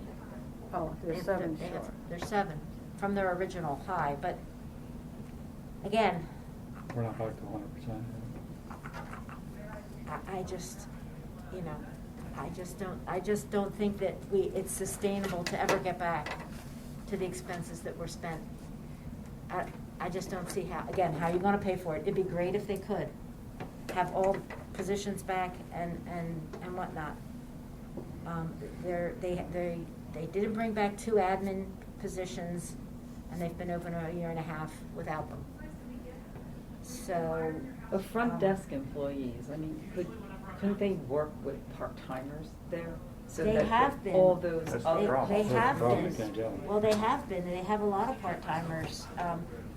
They brought back, and that was just the full-timers we're talking about. They have a lot of part-timers here, an awful lot. And their hours aren't quite back to what they were, but they're close. They're getting close. It's all about sustainability. And I just don't know. The problem for me, I mean, I love the community center. I think it's a jewel, it's a gem, it's great, it's wonderful, but not everybody in the township uses the community center, whereas recreation is a part of a function of government, and there's recreation in the general fund, and then we have the community center fund. And the community center fund is, it's affordable for some residents, and it's not affordable for some residents. And some choose to use it, and some choose not to use it, whether they could or couldn't afford it, but it's not really, I guess, you know, it's operating at maybe 50% of sustainability, and I just don't know how right that is. That's just my thought. Is there an It used argument? to be said, try to get 80 or 90% sustainability, and that would be good, but it's far, far less than that. Was there an argument to be made that additional employees could help them to get more back? Like, It's an argument that you're not You could- buying, but I it's don't a- buy it, yes, it's an argument, you could say that, if I gave you more people, could you earn more money? Would you ever earn as much as those people would cost? No. No, absolutely not. Well, could you increase some of the services like the pool? I mean, there's such limited use of the pool now because You can't they find can't get guards. lifeguards. But are lifeguards ever full-time? I mean, Well, they have, I guess, like 4 Most people of the in the time. pool, they have full-time aquatics people. I mean, a manager who guards early in the morning, because, you know, they don't have somebody else there, but yeah, I think David guards. And You want to get certified as a David, you, I lifeguard, think, right? they was guard, when they I guard when they have started. to, and they guard, you Must know, think the and they, bottom. but, again, most of them are You sit either up on a chair, probably they're not good enough. supervisor, but they would supervise the 6 the foot lifeguards, the right. part-timers. Because they're open, you know, more than 35 hours a week, probably, you know, so there's always like one person there, one in the morning, one in the evening, and they're here 7 days a week generally. So, I mean, they sometimes guard, but and we've raised the rates for guards several times in an effort to get guards. Still just having, you know, trouble. That, I mean, if the pool's not open, it's because they can't get guards. So here's, just like when John was here today and spoke, when Karen talked about her request, I sensed that, you know, it was critical. It was like, she was like robbing Peter to pay Paul, moving people around, and it was like a, you know, a Chinese checkers, or I don't know what the analogy is, but it just seemed to me that her request was out of desperation because she couldn't deal with the current number of employees, she needed more. So I don't know what that number is, but I just think that, I believed her, that she was sincere, just like John was to me today, and I remember that from when she was here, that it just seemed like something needed to stabilize the operation, and it needs to be additional employees. I don't know about 3, but it's got to be something in my mind. I had the same reaction that Marty did. It seemed that they were almost at a breaking point in terms of what was being asked of the current employees, that they just felt, you know, in Marty's word, desperation, that's really what it sounded like. I don't know that we can afford 3. Maybe with our incremental tax increases going forward, if we keep doing that, we can slowly bring that back, but I can't see not giving the community center no new employees. They're 7 short, and they're trying to operate what they used to do. I don't know where they need it, I don't want to tell them where they need it, but 1 or 2 employees seems pretty critical right now. Is it possible to move some people around in terms of, we were saying, like, no other gym has somebody that's on site watching people the entire time? Do we need someone in that part of the, you know what I'm saying? It's I don't. just the Sounds like she thought does of that like, already. pardon me? It sounded like she does that already, just like you said, robbing Peter, pay Paul, moving someone around. But I think there's always somebody in that room. I No, don't I've know. been there when there's not. I mean, I'm there. I mean, there used to be I'm there somebody like at the- 4 to 5 days a week, and most of the time I see somebody in there, but, you know, I'm leaving from the pool, but they may be only there for a short amount of time, I'm not sure, but 3 seems like a lot, just, and I understand, she said front desk, it wouldn't be, that they would only be there. But maybe there's also the idea of saying, okay, we've been accustomed to manning this particular area or working in this way, we're gonna change that. It's a hard thing sometimes to adjust to, I understand that, but if we have to.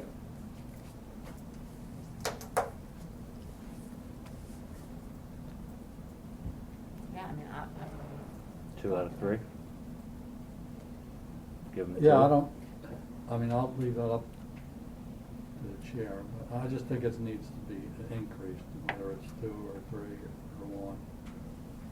The midpoint is 2, right? We haven't heard from Dave.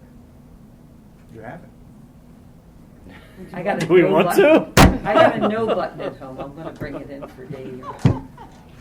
I'm not being obstinate, I was just, you know, I think- it's I a think probably tough have year. the same question as the last time, It's just a how tough you're gonna year. pay for it.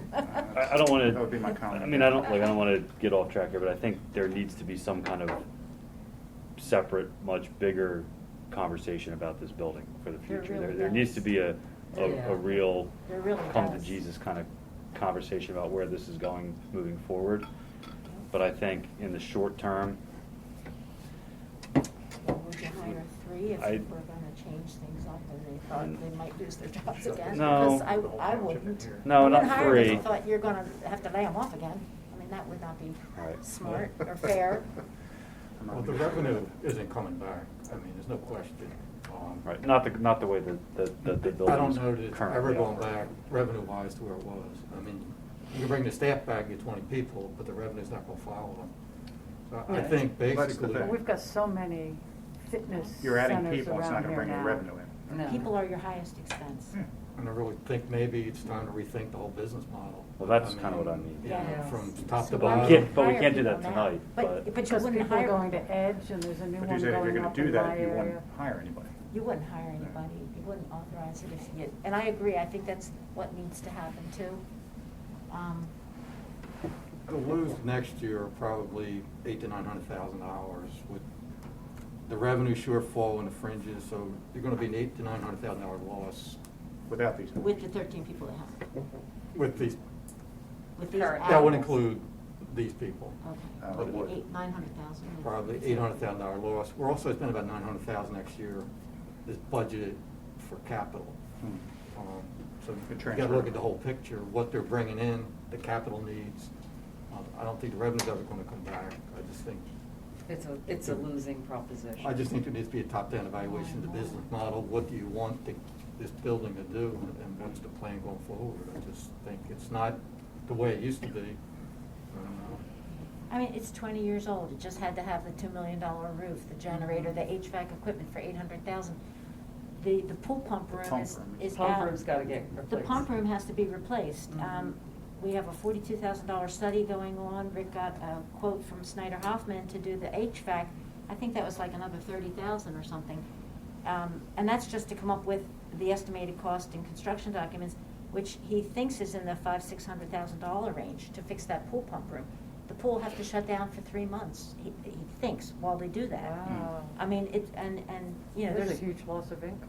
Well, again, The yeah. lessons and- Yeah. It is, it Full is. bodies and- If, and we have to fix it, right? You've got this beautiful building with the pool, like, you gotta fix it, but it's very expensive, and again, I can't How believe it's do gotta we- shut down for 3 months. well, that's the estimate. Now, it could change, I don't know, you know, you probably pay them extra to work around the clock. Again, if you did, you probably would never make it back up in some lost revenue. I mean, Rick thought the summer months would be the time, but they have so many camps going on, and the kids do use it Yeah. in the summer.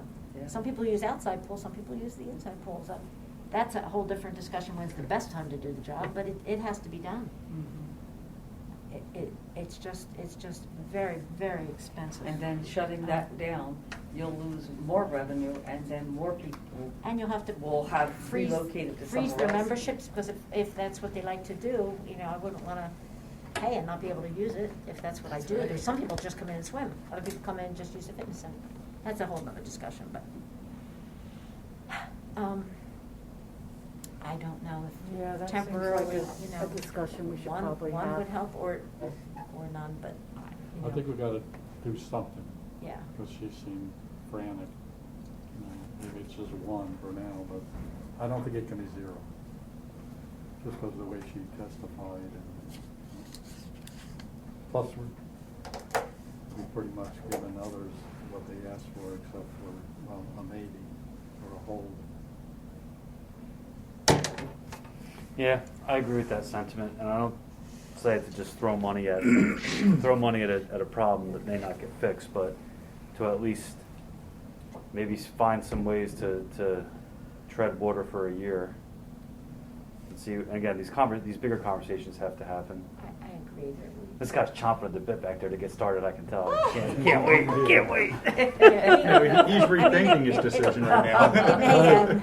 So what am I getting myself into? There's no money left. Oh, Just like but no, printing press. you know, maybe even hiring a consultant of some sort to come in and do a business plan. I think so. I think so. Something's We're gonna gotta do happen. something for it, yeah. It would be helpful here because. Look at them, don't look at me. Yeah. What we're doing is not, It's it's not working. It's It's not. not a business model. It's not sustainable. That's It's the problem. definitely not sustainable. We all- But it is a gem. It You is. know, It it is. is something It is, special. and- This whole and property it is is. something special. It really is, and so Yes. we have to be smarter about how we're using it, than if it's possible. You know, somehow It's more a gym, creative, it's a somehow. year-round pool, it's. It is. There's no doubt it is. But. It's expensive. But continuing as it is, 20 years I old. mean, I have no ideas, because that's not my expertise, but. So what are you gonna do? I think we want to add an employee, one of the 3. 1. I know that's not probably going to make them overly It's happy, gonna but help. It'll help. it's better than 0. It's better than 0, and maybe think about spending the money at some point, not kicking the can down the road for 10 years or so, but sooner than later. Yeah, that you can't do.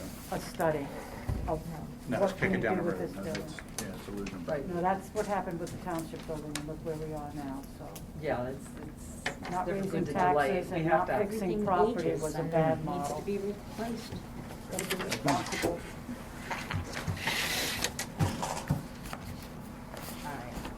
All right.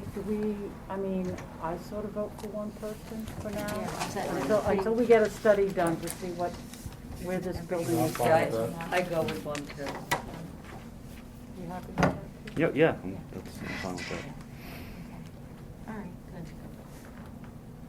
Anything else? I say we have a short executive. Anything else? No, nothing else? Any other questions or comments? From the audience? No? Not good. Anything from the audience? Thank you. Okay, thanks, guys. In honor of Marty, I'll go with the left hand. Thanks, everyone. Thank you. Oh, God.